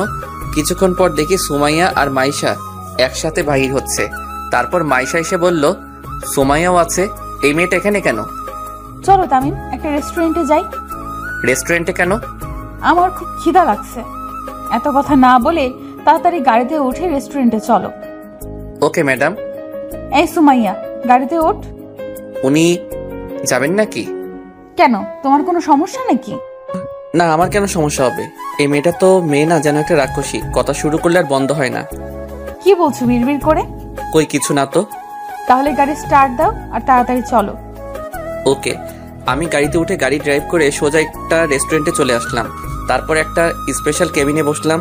তখন সুমাইয়াকে মাইশা বলল, কি খাবি, অর্ডার দে। তুই অর্ডার দে না। তামিম, তুমি কি খাবে? তোমরা যা খাবে আমিও তা খাবো। ওকে, ঠিক আছে, আমি অর্ডার দিচ্ছি। দে। ওয়েটার, ওয়েটার, একটু এদিকে এসো। জি ম্যাম, বলুন কি খাবেন? এই খাবারগুলো নিয়ে আসো। Okay madam. ওয়েটার খাবার আনতে চলে গেল। মাইশা খাবার আনতে আনতে আমি একটু মুখটা ধুয়ে আসি। ওকে, যাও। আমি মুখ ধুতে চলে আসলাম। আমি চলে যাওয়ার পর সুমাইয়া মাইশাকে বলল, মাইশা, ছেলেটা কে রে? দেখতে খুব হ্যান্ডসাম। আমার তো প্রেম করতে ইচ্ছে করতেছে রে, আমার সেটিং করিয়ে দে না। খবরদার ওর দিকে চোখ দিলে তোর খবর আছে। ও তোর হবু দুলাভাই লাগে। কি? তুই তাহলে ওকে ভালোবাসিস? খুব ভালোবাসি। আব্বু বলছে খুব তাড়াতাড়ি আমাদের বিয়ে দিবে। তোর কপাল খুব ভালো রে। কেন? কারণ এমন একটা হ্যান্ডসাম বর পাইছোস। আমি খুব খুশি। আমি তামিমকে খুব ভালোবাসি। এরই মধ্যে খাবার চলে আসলো। আমিও মুখ ধুয়ে চলে আসলাম। আমাকে আসতে দেখে ওরা দুইজনেই চুপ হয়ে গেল। আমি গিয়ে বসে পড়লাম। তারপর খাওয়া শেষে বিল দিয়ে মাইশাকে আর সুমাইয়াকে ড্রপ করে দিয়ে আঙ্কেলের অফিসের দিকে রওনা দিলাম। কিছুক্ষণ ড্রাইভ করার পর আঙ্কেলের দেওয়া ঠিকানায় পৌঁছে গেলাম। আমি গাড়ি থেকে নেমে দেখি অনেক বড় একটা কোম্পানি, আনুমানিক 16 তলা হবে। কাল্পনিক, সো এটা নিয়ে ট্রল করবেন না। আমি এত বড় অফিস দেখে অবাক হয়ে গেলাম। আমি লিফট দিয়ে 8 তলায় উঠে সামনের দিকে এগোতে লাগলাম। সামনে দেখি আঙ্কেলের কেবিন। আমি আঙ্কেলের কেবিনে নক করে বললাম, আসতে পারি আঙ্কেল? তাই তুমি ভিতরে আসো, চেয়ারে বসো। Okay uncle. আমি গিয়ে চেয়ারে বসে পড়লাম। তখন আঙ্কেল বলল, মাইশাকে বাড়িতে ড্রপ করে দিচ্ছ? আঙ্কেল। গুড। দুপুরে খাবার খেয়েছো? রেস্টুরেন্ট থেকে 2 জন খেয়ে নিয়েছি। ওকে, ভালো করেছো। চল। এই বলে আঙ্কেল কাকে যেন কল করলো আর বলল সব স্টাফদেরকে মিটিং রুমে যেতে। কিছুক্ষণ পর আঙ্কেল বলল, চলো মিটিং রুমে যাবো। Okay uncle. তারপর আঙ্কেল আমাকে একটা রুমের সামনে আনলো আর দরজা খুলে ভিতরে ঢুকে দেখলাম অনেক বড় একটা রুম, যার মধ্যে অফিসের সব এমপ্লয়ি উপস্থিত রয়েছে। এমপ্লয়ি প্রায় 750 জন হবে। আঙ্কেল আমাকে নিয়ে গিয়ে আঙ্কেলের পাশে একটা চেয়ারে নিয়ে গিয়ে বসালো। আঙ্কেল বলল, এমপ্লয়ীদের উদ্দেশ্যে বলল, আজ আপনাদেরকে একটা বিশেষ কথা বলার জন্য এই মিটিং এর আয়োজন করা হয়েছে। কি স্যার? আমার তো অনেক বয়স হয়েছে, তাই আমি আমার এই কোম্পানির দায়িত্ব অন্য কারোর উপর দিব, আর যাকে দেব সে হচ্ছে। আঙ্কেলের কথা শুনে তো আমি অবাক। আঙ্কেল, এটা কি বললেন? আজ থেকে এই কোম্পানির নতুন সিইও হবে তামিম। আমি শুনে তো অবাক। আঙ্কেল, এটা কি বললেন? এই ছেলেটা আমার মেয়ের হবু বর। আঙ্কেল, আপনি ভেবে বলছেন তো? আর আমি এই কোম্পানির দায়িত্ব নিতে পারবো না। আমি ভেবে বলেছি আজ থেকে এই কোম্পানি তোমার। আঙ্কেল, একটু বাহিরে আসবেন? কিছু কথা আছে। এখানে বলতেছি না কারণ এখানে কোম্পানির সব স্টাফরা আছে। চলো, এক্সকিউজ মি, আমি একটু পর আসছি। আঙ্কেল আর আমি বাইরে চলে এলাম। আঙ্কেল বললেন, এইবার বল কি কথা। আঙ্কেল আপনি এসব কি বলতেছেন? কনফারেন্স রুমে আপনার মাথা কি ঠিক আছে? আমার মাথা একদম ঠিক আছে। তাহলে এসব কি? এই কোম্পানির দায়িত্ব আমি কিভাবে নিব? আমি তো একটা সাধারণ পরিবারের ছেলে। আর সবচেয়ে বড় কথা হলো আমাকে আপনি ভালো করে চিনেনই না, তারপরও আমাকে আপনার কোম্পানির দায়িত্ব দিয়ে দিচ্ছেন। আমি কোনো কথা শুনতে চাই না। তুমি আজ থেকে কোম্পানি নিবে মানে নিবে। সরি আঙ্কেল, আমি আপনার কথা রাখতে পারলাম না। আজ যদি তোমার বাবা হতাম তাহলে কি আমাকে এভাবে ফিরে দিতে? ফিরিয়ে দিতাম। কিন্তু কেন? কারণ আমার এখনো পড়ালেখা কমপ্লিট হয়নি, আর আমি আমার নিজের পায়ে দাঁড়াতে চাই। আচ্ছা, লেখাপড়া শেষ হলে তাহলে তোমাকে কোম্পানির দায়িত্ব অবশ্যই নিতে হবে। এখন আপাতত ওদের সামনে বললো না কোম্পানির দায়িত্ব নিচ্ছ না। Okay uncle. আরেকটা কথা আঙ্কেল। আবার কি কথা? তাড়াতাড়ি বলো। মাইশার সাথে আমার বিয়ে মানে বুঝলাম না। মাইশা তোমাকে খুব পছন্দ করে, তাই আমি ওকে কথা দিয়েছি মাইশার সাথে তোমার বিয়ে দেব। আচ্ছা, আপনার যা ভালো মনে করেন তাই করেন। চলেন, ওনারা আমাদের জন্য অপেক্ষা করতেছে। চলো। দুইজনে আবার কনফারেন্স রুমে চলে আসলাম। আঙ্কেল আবার বললেন, আচ্ছা, আজ থেকে তামিম এই কোম্পানির দায়িত্ব নেবে, আর যতদিন পড়াশোনা শেষ হবে না ততদিন পর্যন্ত আমিই থাকবো। আর আপনাদের একটা সুখবর দেওয়া আছে, আগামী মাসের 26 তারিখে তামিম আর মাইশার এনগেজমেন্ট। তো সবাইকে অগ্রিম দাওয়াত দিলাম। পার্থ, তুমি তামিমকে অফিসে সবকিছু বুঝিয়ে দাও, বাকিরা সবাই নিজ নিজ কাজ করেন। তারপর পার্থ সাহেব একে একে সব আমাকে বুঝিয়ে দিলেন, কিন্তু আমি একটু কম এডুকেটেড হওয়ায় সবকিছু বুঝতে পারিনি, তবে কিছু কিছু বুঝতে পারছি। এরপর আমি সবকিছু বুঝে নিয়ে আঙ্কেলের কেবিনে গিয়ে আঙ্কেলকে বললাম, আঙ্কেল আমার কি আর কোনো কাজ আছে? নাই, কেন? তোমার কি কোনো কাজ আছে? আসলে আঙ্কেল কয়েকদিন পরে আমাদের পরীক্ষা, তাই আমার প্রস্তুতি নেওয়া দরকার। যাওয়ার ভালোভাবে পড়েও। Okay uncle. এই বলে আমি অফিস থেকে বাহির হয়ে সোজা গাড়ি নিয়ে বাড়িতে চলে আসলাম। বাড়িতে এসে গাড়ি পার্ক করে সোজা রুমে চলে গেলাম। আর রুমে গিয়ে দেখি মাইশা আমার খাটে ঘুমিয়ে আছে। ঘুমন্ত অবস্থায় ওকে একদম পরীর মতো লাগতেছে। মন চাচ্ছে গিয়ে একটা কিস দিয়ে আসি, কিন্তু মনকে সান্ত্বনা দেওয়ার জন্য বলতেছি, না তামিম, তোর জন্য এত শান্তি নাই রে, তাই তুই মাইশা থেকে দূরে থাক, এতেই তোর ভালো হবে। আমি আর কিছু না ভেবেই সোজা ফ্রেশ হতে গেলাম। ফ্রেশ হয়ে বাহির হয়ে দেখি মাইশা বসে আছে। আমাকে ওয়াশরুম থেকে বাহির হতে দেখে মাইশা বলল, তুমি কখন আসছো? এই মাত্র আসলাম। কিন্তু তুমি আমার রুমে কি করছো? রুম গোছানোর জন্য আসছিলাম, কিন্তু হঠাৎ করে ঘুম চলে আসে, তাই ঘুমিয়ে পড়ি। I am sorry Tamim. It's okay. আর যেন আমার রুমে ঘুমিয়ে যেতে না দেখি। আমার বাড়িতে থাকো আর আমাকে তোমার রুমে ঘুমাইতে না বলছো? কি হাস্যকর, তাই না? ওকে, তুমি যখন বলছো তাহলে আর ঘুমাবো না। তাই তো আমি তার বাড়িতে থাকি, অথচ আমি তাকেই বলছি আমার রুমে না আসতে। সত্যি হাস্যকর ব্যাপার। না আসতে পারবে, কোনো সমস্যা নাই, কারণ এটা তো তোমার বাড়ি। আচ্ছা, তুমি অফিস থেকে চলে আসছো কেন? সামনে তো আমাদের পরীক্ষা, প্রস্তুতি নিতে হবে, তো তাই চলে আসলাম। ও ভালো, আমারও অনেক অধ্যায় বাকি রয়ে গেছে। চলো দুজনে একসাথে শেয়ার করে পড়ি। ওকে। কি করব? আমারও যে অনেক পড়া বাকি, তাই না করলাম না। ওকে, কি খাবে, কফি নাকি চা? তুমি বানাবে নাকি? আমি বানাবো। তাহলে তো কফি খেতে হয়। ওকে, তুমি বসো, আমি কফি বানিয়ে আনছি। ওকে। মাইশা রান্নাঘরে চলে গেল, আর আমি বই নিয়ে খাটের উপরে বসে পড়লাম। কিছুক্ষণ পর মাইশা কফি নিয়ে আসলো। দুইজনে কফি খেতে আড্ডা দিলাম। কফি খাওয়া শেষ হলে দুইজনে বই নিয়ে পড়তে বসি। কিছুক্ষণ পরে মোবাইলটা নিয়ে ছাদে চলে আসলাম। তারপর পুরনো সিমটা অ্যাক্টিভেট করে রাফিকে কল দেই। কয়েকবার রিং হওয়ার পর কলটা রিসিভ হলো। হ্যালো রাফি। কে ভাই আপনি?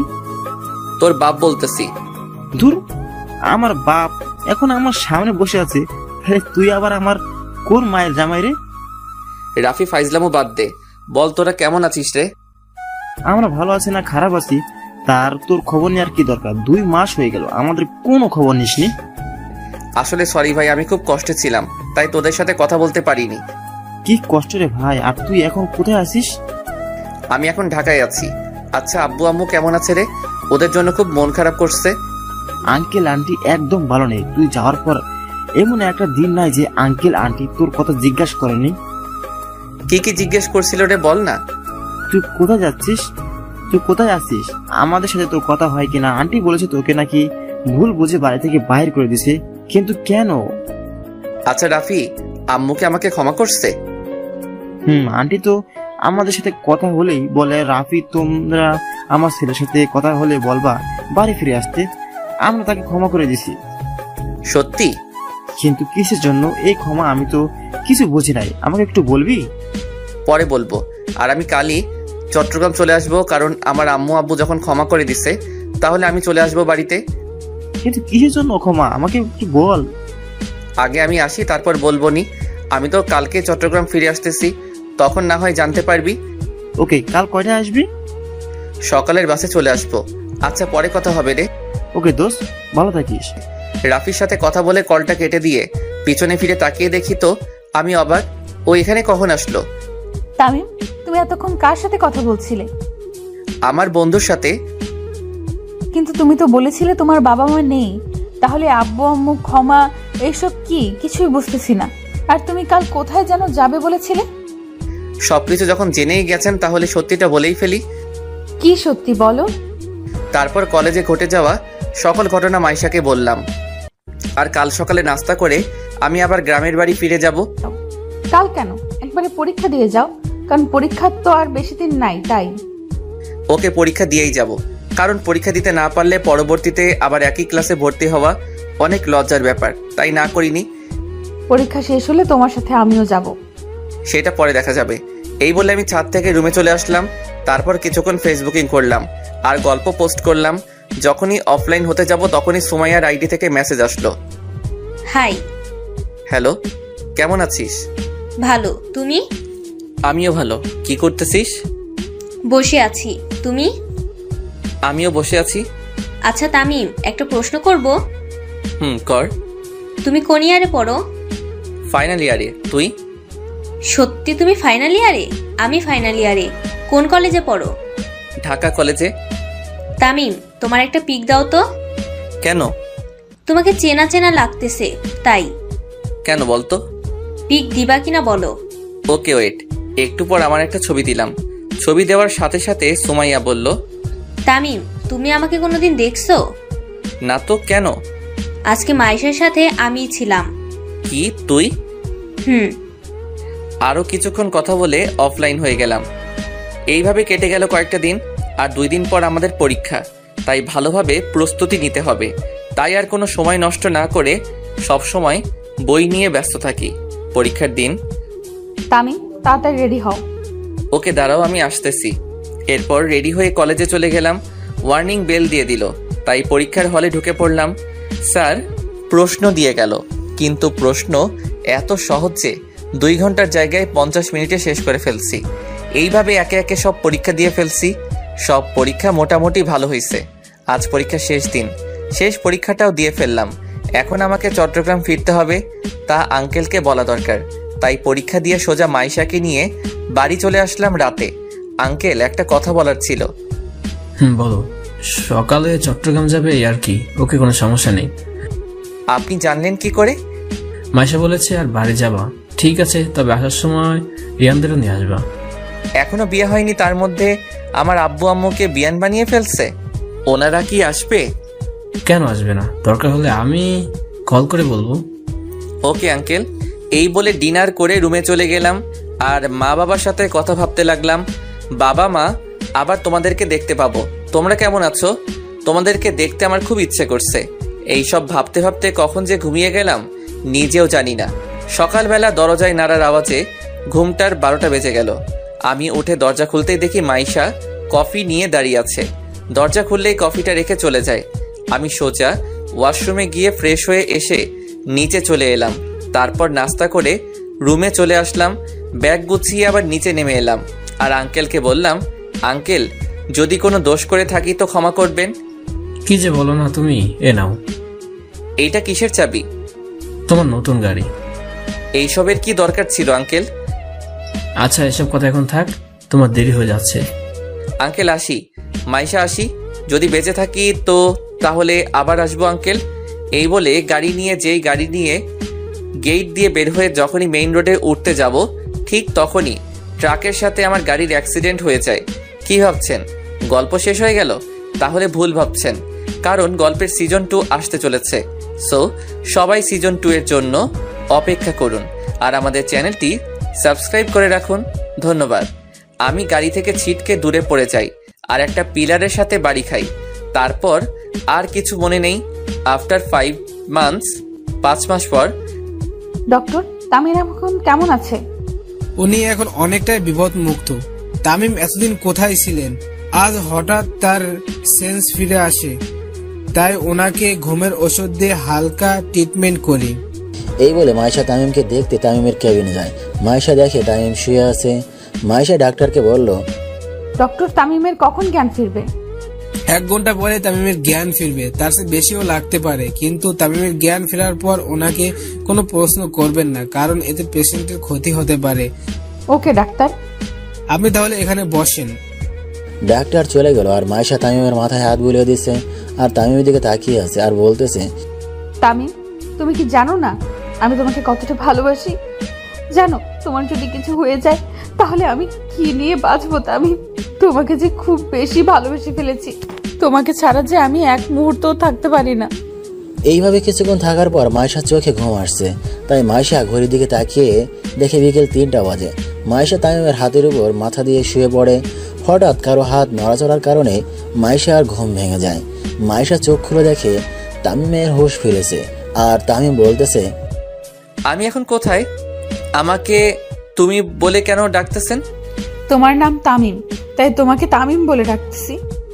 আমাকে তামিম বলে কেন ডাকতেছেন? আমার নাম তামিম, কিন্তু আপনাকে তো আমি চিনি না। আপনি কে আর আমি বা কে? মাইশা তামিমের এই ব্যবহার মেনে নিতে না পেরে ডাক্তারকে ডাক দিল। Doctor, doctor. ডাক্তার তামিমের কেবিনে ছুটে আসে। কি হয়েছে ম্যাম? তামিম আমাকে চিনতে পারছে না কেন? নিশ্চয়। কি হলো ডাক্তার, কিছু বলছেন না কেন? যেটা ভেবেছিলাম সেটাই হয়েছে। কি ডক্টর, তামিমের কি হয়েছে? আসলে মাথায় খুব আঘাত লাগায় ওনার স্মৃতি হারিয়ে গেছে। ডাক্তারের কথা শুনে ইতি চমকে যায়। আসলে ওই দিন যখন অ্যাক্সিডেন্ট করি তখন ট্রাকের ধাক্কায় আমি গাড়ি থেকে বাহিরে পড়ে একটা পিলারের সাথে আমার মাথায় আঘাত লাগে। এরপর অ্যাক্সিডেন্টের কিছু সময় পর যখন মাইশা তাদের বাড়ির বাগানে যেতে লাগলো তখন দেখতে পেল তাদের বাড়ির সামনে কিছু লোক জড়ো হয়ে আছে। তাই মাইশা ওইখানে গিয়ে দেখে তামিমের অ্যাক্সিডেন্ট হয়েছে। আমার অ্যাক্সিডেন্ট হয়েছে দেখে মাইশা তার আব্বুকে তাড়াতাড়ি ডাকতে চায়। আঙ্কেল মাইশাকে হাঁপাতে দেখে বলল, কিরে মা, তুই এভাবে হাঁপাচ্ছিস কেন? বাবা, তামিমের অ্যাক্সিডেন্ট হয়েছে। কি বলছিস?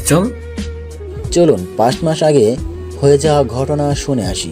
এই বলে আঙ্কেল আর মাইশা অ্যাক্সিডেন্ট প্লেস চলে আসে আর তামিমকে গাড়িতে তুলে হসপিটালে নিয়ে যায়। কিন্তু ডাক্তাররা তামিমকে ওটিতে নেওয়ার 1 ঘন্টা পর তামিমের ট্রিটমেন্ট করে যখন কিছু হচ্ছে না দেখে ডাক্তাররা জবাব দিল, সরি মিস্টার রফিক, ওনাকে ইমিডিয়েটলি সিঙ্গাপুর হসপিটালে নিয়ে যেতে না পারলে তামিমকে বাঁচানো সম্ভব না। কিন্তু এত তাড়াতাড়ি ফ্লাইট কোথায় পাবো? আমরা জানি না, আপনাকে দ্রুত পেশেন্টকে সিঙ্গাপুর নিয়ে যেতে হবে। ওকে ডাক্তার, তাহলে আমি তামিমকে একটা অ্যাম্বুলেন্সে শিফট করে দেন, আর এখন তামিমকে সিঙ্গাপুরে নিয়ে চলে যাব। কিন্তু এত তাড়াতাড়ি কিভাবে যাব? ফ্লাইট রেডি হতে হতে তো 1 দিন লাগবে।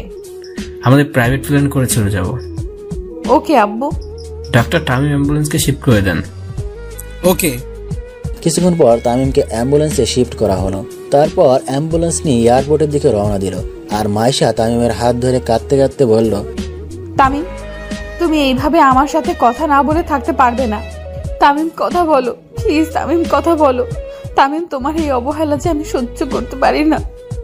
মাইশার এই অবস্থা দেখে আঙ্কেল বলল, কাঁদিস না মা, দেখ সব ঠিক হয়ে যাবে। নিজের মেয়ের অবস্থা দেখে বাবার সান্ত্বনা দেওয়া ছাড়া আর কি করার আছে, তাই সান্ত্বনা দিচ্ছেন। আর কি বা করবেন। দেখতে দেখতে অ্যাম্বুলেন্স এয়ারপোর্টে পৌঁছে গেল। এরপর তামিমকে অ্যাম্বুলেন্স থেকে প্লেনে শিফট করা হলো। প্লেন স্টার্ট করলো। রাত 9টার দিকে প্লেনটি সিঙ্গাপুরের এয়ারপোর্টে ল্যান্ড করলো। এরপর তামিমকে নিয়ে হাসপাতালে ভর্তি করায়। তামিমকে ওটিতে নেওয়া হয়। কিছুক্ষণ পর ডাক্তার বেরিয়ে আসলো। ডাক্তারকে বেরিয়ে আসতে দেখে আঙ্কেল আর মাইশা ডাক্তারের কাছে গিয়ে ডাক্তারকে বলে, ডক্টর, তামিমের কি অবস্থা? ডাক্তার নিশ্চুপ। কি হলো, চুপ কেন ডাক্তার? আমরা অপারেশন সাকসেসফুল করেছি, কিন্তু কি ডাক্তার? আপনাদের পেশেন্টের কোমায় চলে গেছে। তামিমের কি জ্ঞান ফিরবে না কখনো? ফিরবে, কিন্তু কবে ফিরবে তামিমের জ্ঞান? আমরা ঠিক বলতে পারবো না, তবে হয়তো একদিন ফিরতেও পারে, আবার 1 মাসও ফিরতে পারে, আবার তার থেকে বেশিও লাগতে পারে। কি আমরা কি তামিমকে দেখতে পারবো না? এখন তো দেখা যাবে না। মাইশা ডাক্তারের কথা না শুনে তামিমকে দেখতে ওটির দিকে যায় আর দরজার ওপাশ থেকে দেখে আর কান্না করতে থাকে। এইবার বাস্তবে ফিরে আসি। আমরা কি তামিমকে দেখতে পারবো না? এখন তো দেখা যাবে না। মাইশা ডাক্তারের কথা না শুনে তামিমকে দেখতে ওটির দিকে যায় আর দরজার ওপাশ থেকে দেখে আর কান্না করতে থাকে। এইবার বাস্তবে ফিরে আসি। ডাক্তার, তামিমের কি কখনো স্মৃতি ফিরে আসবে না? ফিরে আসবে, কিন্তু সময় লাগবে। কয়দিন লাগবে ডক্টর? হয়তো 1 মাস বা তার চেয়ে বেশি সময় লাগতে পারে। আমরা কি তামিমকে বাড়িতে নিয়ে যেতে পারি? না, কারণ উনি এখনো পুরোপুরি সুস্থ না। ওকে, কিন্তু কবে বাড়িতে নিয়ে যেতে পারবো? 2-1 দিন পর নিয়ে যেতে পারবেন, যদি সর্বোচ্চ নিরাপত্তা দিতে পারেন। ওকে ডক্টর। এতক্ষণ পর্যন্ত আমি ডাক্তার আর এই মেয়ের কথা শুনতেছি, কিন্তু আমি কে, কি বা আমার পরিচয়? এই মেয়েটা আমার নাম তামিম কেন বলতেছে? তাহলে কি আমার নাম তামিম? কিন্তু এই মেয়েটি বা কে? না, আমি আর এসব ভাবতে পারছি না। মাথাটা কেমন জানি ব্যথা করতেছে। আস্তে আস্তে আমার চোখ বন্ধ হয়ে আছে, তারপর আবার ঘুমিয়ে পড়লাম। ডাক্তারের সাথে কথা বলে আঙ্কেলকে কল দেই, কিন্তু প্রথমবারে কল ধরেনি, দ্বিতীয়বারে কল ধরলো। তখন মাইশা বলল, আব্বু তুমি কোথায়? তোর জন্য খাবার আনতে হোটেলে আসছি। ওকে, আসতেছি। এই বলে আঙ্কেল কিছু খাবার নিয়ে হাসপাতালে চলে আসে আর মাইশার কাছে গিয়ে বলে, কি হয়েছে? মাইশার বাবা বলে কান্না করে দিল। কি হলো, কাঁদছিস কেন? তামিমের কেবিনে চলো। চল আগে খাবারগুলো খেয়ে নে। খাবো না আমি। এরকম করে না, দেখ তুই কিছু না খাস তাহলে তুই তো রোগা হয়ে যাবি, তখন তামিমকে কে দেখবে? এরপর মাইশা নাস্তাগুলো খেয়ে নেয়। নাস্তা খেয়ে আঙ্কেল আর মাইশা আমার কেবিনে আসে। কেবিনের দরজা বন্ধ হওয়ার শব্দে ঘুমটা ভেঙে যায়। আমি চোখ খুলে দেখি একটা মেয়ে আর একটা লোক, মাইশা আর আঙ্কেল। যেহেতু আমার স্মৃতি হারিয়ে গেছে, তাই আমি মাইশা আর আঙ্কেলের ক্যারেক্টারটা লোকটি আর মেয়েটি করলাম। আমার কেবিনে আসছে, আমি ওনাদেরকে দেখে বললাম, আপনারা কারা? আমার কথা শুনে আঙ্কেল চমকে যায় আর মেয়েটিকে ইশারায় বলে, আমি কি বলছে এগুলো? তারপর মেয়েটি মানে মাইশা যা বলল তা শুনে আঙ্কেল চমকে যায়। আমার কথা শুনে আঙ্কেল চমকে যায় আর মাইশাকে ইশারায় বলে, আমি কি বলছি এগুলো? তারপর মাইশা যা বলল তা শুনে আমি আর আঙ্কেল চমকে যাই, কারণ মাইশা বলল যে, বাবা তামিম স্মৃতি হারিয়ে ফেলেছে। কি বলছিস এসব? বাবা তামিমের স্মৃতি হারিয়ে ফেলেছে। আচ্ছা, আপনারা কি আমাকে চিনেন? হ্যাঁ চিনি তো। আমি কে? আমার নাম কি বলুন না প্লিজ। তুমি আমার তামিম, আর আমি তোমার হবু বউ মাইশা, আর ইনি হলেন আমার বাবা রফিক চৌধুরী। আমার না খুব মাথায় খুব ব্যথা করছে। আপনারা যদি বাইরে যেতেন তাহলে আমি ঘুমিয়ে যেতে পারবো। কেন নই, তুমি ঘুমিয়ে যাও, আমরা বাইরে আছি। এই বলে মাইশা আর আঙ্কেল বাহিরে চলে গেলেন আর আমি শুয়ে পড়লাম। মাইশা আর আঙ্কেল বাহির হয়ে সোজা একটা টুলে বসে পড়লেন আর মাইশাকে বললেন, তামিম কি কখনো স্মৃতি ফিরে আসবে না? ডক্টর তো বলেছিল আবার স্মৃতি ফিরে আসবে। কিন্তু কবে ফিরে আসবে? 2-1 মাসের মধ্যে আবার স্মৃতি ফিরে আসবে। তাই যেন হয়। সকালবেলা বুকের মধ্যে ভারী কিছু অনুভব করতেছি। আমি চোখ খুলে দেখি মাইশা আমার বুকে মাথা দিয়ে শুয়ে আছে। আমি মাথাটা নাড়াতেই মাইশা জেগে উঠল আর আমাকে বলল, এখন কেমন লাগছে তোমার? অনেকটাই ভালো। আমি ফ্রেশ হব। তারপর ইতি আমাকে ফ্রেশ করিয়ে আবার কেবিনে নিয়ে আসলো। এরপর ইতি বাহিরে গিয়ে কিছু নাস্তা নিয়ে আসলো আর আমাকে খাইয়ে দিল, আর নাস্তা খাইয়ে আবার ওষুধও খাইয়ে দিল। এভাবে কেটে গেল 2টা দিন। এখন আমি অনেকটাই সুস্থ, হাঁটতে পারি পুরোপুরি, কিন্তু এখনো আমার স্মৃতি ফিরে আসেনি। আমি সুস্থ দেখে মাইশা আঙ্কেলকে বলল, বাবা তামিম এখন অনেকটাই সুস্থ, ডাক্তারকে বলে রিলিজের ব্যবস্থা করো, আর আমরা আজকেই বাংলাদেশে যাব। ওকে, আমি এখন ডাক্তার কাছে যাচ্ছি। এই বলে আঙ্কেল চলে গেল। একটু পর আঙ্কেল আবার আসলো আর বলল, তামিমকে রেডি কর, আর আমরা এখনই এয়ারপোর্টে যাব। ওকে বাবা। এরপর মাইশা আমাকে একটা কালো শার্ট আর কালো প্যান্ট দিয়ে বলল এগুলো পরতে। মাইশা বাহিরে চলে গেল আর আমিও শার্ট আর প্যান্টটা পরে বাহিরে আসলাম। তারপর সবাই মিলে গাড়ি করে এয়ারপোর্টে চলে আসলাম। এরপর আঙ্কেলের প্রাইভেট প্লেনে করে বাংলাদেশের উদ্দেশ্যে রওনা দিলাম। বিকাল 4টার দিকে প্লেনটি ঢাকা শাহজালাল আন্তর্জাতিক এয়ারপোর্টে ল্যান্ড করলো। এরপর আমরা 3 জনে এয়ারপোর্ট থেকে বাহির হয়ে গাড়ির জন্য অপেক্ষা করতে লাগলাম। একটু পর একটা গাড়ি আসলো। আমরা তিনজনে গাড়িটাতে উঠে মাইশাদের বাড়ির দিকে রওনা দিলাম। কিছুক্ষণ ড্রাইভ করার পর আমরা আঙ্কেলের বাড়িতে পৌঁছে গেলাম। আমি গাড়ি থেকে নামতেই দেখি একটা বড় দালান আর তার চারপাশে ফুলের বাগান, খুব সুন্দর করে সাজানো। এরপর আমরা ভিতরে ঢুকে দেখি বাড়িটা খুব সুন্দর করে সাজানো। তখন আঙ্কেল মাইশাকে বলল, মাইশা ওকে রুমটা দেখিয়ে দে। ওকে বাবা চলো। এরপর মাইশা আমাকে নিয়ে একটা রুমের সামনে আনলো আর রুমের দরজা খুলে দিয়ে আমাকে বলল, এইটা তোমার রুম, যাও গিয়ে ফ্রেশ হয়ে নিচে এসো। ওকে। এই বলে রুমের ভিতরে ঢুকে চারিদিকে চোখ বোলাতে লাগলাম, কিন্তু রুমটা আমার খুব চেনা চেনা লাগছে। এর আগে রুমটা দেখেছি মনে হচ্ছে, তাহলে কি এর আগেও আমি এই রুমে ছিলাম? বলে মাথায় হাত দিয়ে খাটে শুয়ে পড়লাম। মাথাটা প্রচন্ড ব্যথা করছে, তাই শুয়ে পড়লাম। যখন ঘুম ভাঙে তখন ঘড়ির দিকে তাকিয়ে দেখি 9টা বাজে, তাই তাড়াতাড়ি ফ্রেশ হয়ে সোজা নিচে চলে আসলাম। আমাকে নিচে নামতে দেখে আঙ্কেল বলল, তুমি এখন পুরোপুরি সুস্থ তো? হ্যাঁ আঙ্কেল। তাহলে কাল থেকে আবার আমার সাথে অফিস করবে এবং ভার্সিটিতে ভর্তি হবে। কিন্তু ভার্সিটিতে ভর্তি হতে হলে তো সার্টিফিকেট লাগে, কিন্তু আমার সার্টিফিকেটগুলো কোথায় তা তো আমি জানি না। তখন মাইশা বলল, সার্টিফিকেটের জন্য তোমার চিন্তা করতে হবে না, ওইগুলো তোমার রুমে আছে। ওকে, কিন্তু আমি কি আপনার সাথে অফিসে বসতে পারবো? তখন আঙ্কেল বলল, কেন পারবে না? আমি তো এইসব কিছুই জানি না। তুমি চিন্তা করো, আস্তে আস্তে সব শিখে নেবে। Okay uncle. অনেক কথা হয়েছে, এখন ডিনার করে নাও। ডিনার করে নাও। ওকে। এরপর ডিনার করে রুমে চলে এলাম। রুমে এসে ওষুধ খেয়ে বেলকনিতে দাঁড়িয়ে ভাবতে লাগলাম, কে এরা, কে এই মাইশা? আমি কি তাদেরকে চিনতাম? কিন্তু মাইশা তো বলল আমি তাকে ভালোবাসি। এটা কি সত্যি নাকি মিথ্যা? আমার বাবা মা কারা? কোথায় থাকে ওনারা? কি আমার পরিচয়? আমার নাম তামিম, এই ছাড়া কি আরো পরিচয় আছে আমার? আবার মাথা ব্যথা শুরু হয়ে গেল, তাই শুয়ে পড়লাম। কিন্তু এই আমি কাকে দেখতে পাচ্ছি? কে এই বয়স্ক মহিলা যাকে আমি ভাবনায় দেখতে, কিন্তু ওই মহিলা আদর করে দেওয়া ছেলেটা তো আমি। কিন্তু কে এই মহিলা আর আমার পাশে থাকা লোকটি বা কে? কিন্তু ওনাদেরকে তো আমি কোথাও দেখেছি মনে হচ্ছে। কোথায় দেখেছি? হঠাৎ ঘুমটা ভেঙে গেল। তাহলে কি আমি এতক্ষণ স্বপ্ন দেখছিলাম? কিন্তু এই মহিলা আর লোকটি বা কে? আমি কি ওনাদেরকে চিনি? আমার মনে হচ্ছে ওনারা আমার খুব কাছের কেউ, কিন্তু কে হতে পারে? ধুর, বাদ দে এসব, এখন ঘুমিয়ে যাই। সকালে 8টার দিকে ঘুমটা ভেঙে গেল। ঘুম থেকে উঠে ফ্রেশ হয়ে সোজা নিচে চলে এলাম।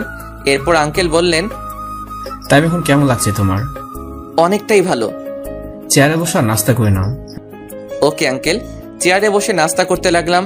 এমন সময় মাইশা বলল, তামিম, তোমার সার্টিফিকেট পাইছো?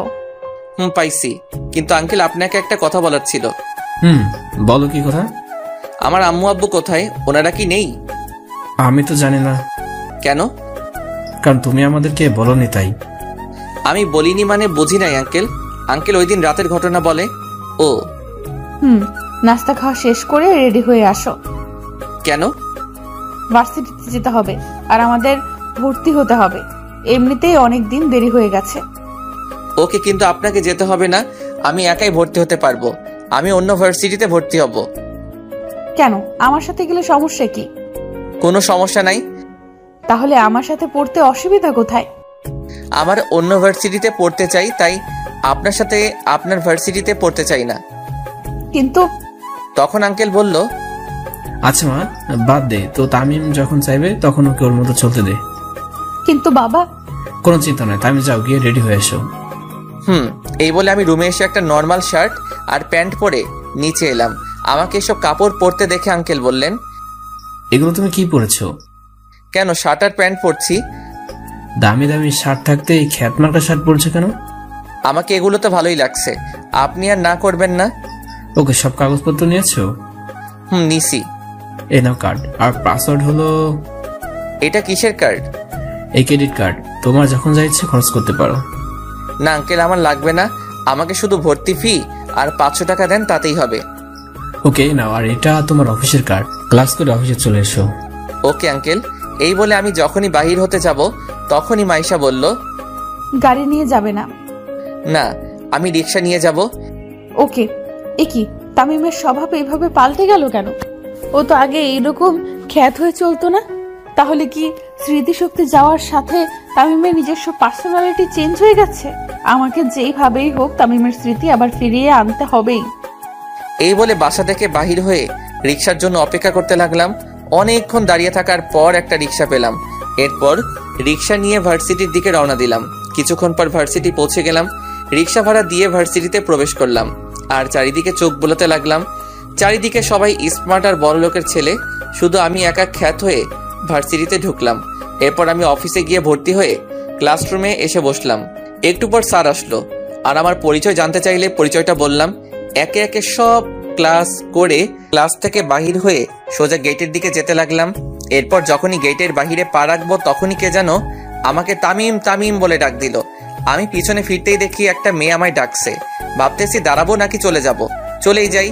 এরপর যখন হাঁটা আবার শুরু করলাম তখন আবার ডাকা শুরু করলো, তাই আমি দাঁড়িয়ে গেলাম। তখন মেয়েটি বলল, তোমাকে কখন থেকে ডাকতেছি, তুমি দাঁড়াচ্ছ না কেন? আপনি আমায় ডাকছিলেন? তো কাকে ডাকবো, এখানে তুমি ছাড়া আর কেউ নেই। এইবার বলেন আমাকে কেন ডেকেছেন? তুমি এতদিন কোথায় ছিলে? আমি কোথায় ছিলাম তা আপনাকে বলবো কেন? আপনি কে জানার? কেন, আমি তোমার ফ্রেন্ড, আমি তো জানতেই পারি তুমি এতদিন কোথায় ছিলে। আমি তো আপনাকে চিনি না। আমি সুমাইয়া, তুমি আমাকে চিনতে পারছো না? সরি, আমি সুমাইয়া নামের কাউকে চিনি না। আর আপনাকে তো আমি কোনোদিন দেখিই নাই, আজ প্রথম দেখলাম আপনাকে। কি বলছো তুমি এসব? আমি সত্যি বলছি। আর পথ ছাড়েন, আমার যেতে হবে। আর কোনোদিন আমায় বিরক্ত করবেন না। এই বলে সোজা বাসায় চলে আসলাম। বাসায় গিয়ে দেখি মাইশা আমার আগে কলেজ থেকে চলে আসলো। আমাকে আসতে দেখে মাইশা বলল, আজ কলেজ কেমন কাটলো? ভালো, আমি ফ্রেশ হয়ে আসি। এই বলে সোজা রুমে চলে আসলাম। দেখতে দেখতে 2টা মাস চলে গেল। এখন আমার সব স্মৃতি মনে পড়ে গেছে। কলেজেও অনেক ফ্রেন্ড হয়ে গেছে। আঙ্কেলের কোম্পানিতেও কাজ করি। বাবা মায়ের কথা খুব মনে পড়তেছে। বাবা মাকে খুব মিস করতেছি। ভাবতেছি বাড়ি ফিরে যাব, কিন্তু এর আগে আমাকে প্রতিষ্ঠিত হতে হবে, তারপর বাড়ি ফিরে যাব। আজ 19শে জানুয়ারি 2022 সাল। 19শে জানুয়ারি মাইশার জন্মদিন, মানে আর একদিন পরই ইতির বার্থডে। তাই আঙ্কেল আমাকে বলল, তামিম, কাল ইতির বার্থডে, তাই আমি চাই বার্থডে সব দায়িত্ব তোমাকেই নিতে হবে। ওকে আঙ্কেল, আপনি কোনো চিন্তা করবেন না, আমি সব সামলে নিব। ওকে, তুমি এখন যাও, আমি একটু পরে আসবো। না আঙ্কেল, এখন অনেক রাত হয়ে গেছে, সো আপনি চলে যান। আমি না হয় ফাইলগুলো দেখে আসতেছি। ওকে, তাহলে আমি যাই। এই বলে আঙ্কেল গাড়ি নিয়ে বাসায় চলে গেলেন। আর আমি ফাইলগুলো রেখে কিছুক্ষণ পর বাসায় চলে আসলাম। বাসায় এসে ফ্রেশ হয়ে ঘুমিয়ে পড়লাম, কিন্তু কোনোভাবেই ঘুম আসতেছে না। তাই ছাদে চলে গেলাম। ছাদে একটু দাঁড়িয়ে আবার রুমে চলে আসলাম। রুমে এসে আবার শুয়ে গেলাম। ফ্রেশ হয়ে নিচে নাস্তা করতে এলাম। নাস্তা করতে বসছি, এমন সময় আঙ্কেল বললেন, কাজ কত দূরে গিয়েছে? সন্ধ্যার আগে হয়ে যাবে সবকিছু। তখন মাইশা বলল, কিসের কাজ বাবা? কোম্পানির কাজ। ও বাবা, আমি আজ একটু বান্ধবীর বাসায় যাব, আস্তে আস্তে সন্ধ্যা হয়ে যাবে। ওকে, সমস্যা নেই। থ্যাংক ইউ আব্বু, তাহলে আমি যাই আব্বু। ওকে, সাবধানে যাও। ওকে। এই বলে মাইশা গাড়ির চাবি নিয়ে বান্ধবীর বাড়ি চলে গেল। তখন আঙ্কেল আমাকে বলল, তামিম, তুমি তোমার কাজ করো। Okay uncle. এরপর আমি সোজা ডেকোরেশনের দোকানে চলে গেলাম। এরপর বার্থডের জন্য সব অ্যারেঞ্জ করে সোজা অফিসে চলে গেলাম। মাইশা বাড়িতে প্রবেশ করে দেখে বাড়িতে কেউ নেই, পুরো বাড়িটা ফাঁকা। মাইশা এদিক ওদিক দেখতে লাগলো, কিন্তু কেউ নেই। তাই মাইশা সোজা ছাদে চলে গেল। ছাদে গিয়ে দেখে সব লাইট অফ। একটু পা বাড়াতে সব লাইট জ্বলে উঠলো আর আকাশে বাজি ফাটলো আর লেখা উঠলো, happy birthday to dear Maisha. Maisha এসব দেখে অবাক হয়ে যায়। আর স্টেজের দিকে এগোতেই সবাই মাইশাকে উইশ করে। এরপর মাইশা কেকটা কাটলো। কেকটা কেটে আঙ্কেলকে খাইয়ে দিল আর আঙ্কেলও মাইশাকে খাইয়ে দিল। এরপর আরেকটা কেকের টুকরা নিয়ে আমাকে খাইয়ে দিতে চাইলে আমি আমার হাতে নিয়ে নিলাম। কেক কাটা পর্ব শেষ হলে আঙ্কেল মাইকে অ্যানাউন্স করলেন, আজ আপনাদেরকে একটা খুশির খবর দেওয়ার আছে। আর তা হলো আগামী 3 আগস্ট আমার মেয়ে মাইশার সাথে আমার ভাইয়ের ছেলে তামিমের সাথে এঙ্গেজমেন্টের দিন ঠিক করা হলো। আঙ্কেলের কথা শুনে জন্মদিনে আসা সবাই হাততালি দিতে লাগলো। কিন্তু আঙ্কেলের এই অ্যানাউন্সটা আমার ভালো না লাগলেও অন্য আরেকজন এই অ্যানাউন্সটা শুনে খুব খুশি হলো। আর সে কেউ নয়, সে হলো মাইশা। মাইশাকে দেখেই বোঝা যাচ্ছে মাইশা খুব খুশি, কিন্তু আমি মোটেও খুশি না। কারণ বামন হয়ে চাঁদে হাত দেওয়ার অধিকার আমাদের মতো গরিবের নাই। তাই আমার মাইশাকে বিয়ে করার স্বপ্ন না দেখাই ভালো। আমি আর ওইখান থেকে সোজা নিচে চলে আসলাম, কিন্তু নিচে এসে দেখি যে একটা মেয়ে একটা সোফায় বসে আছে আর কান্না করছে।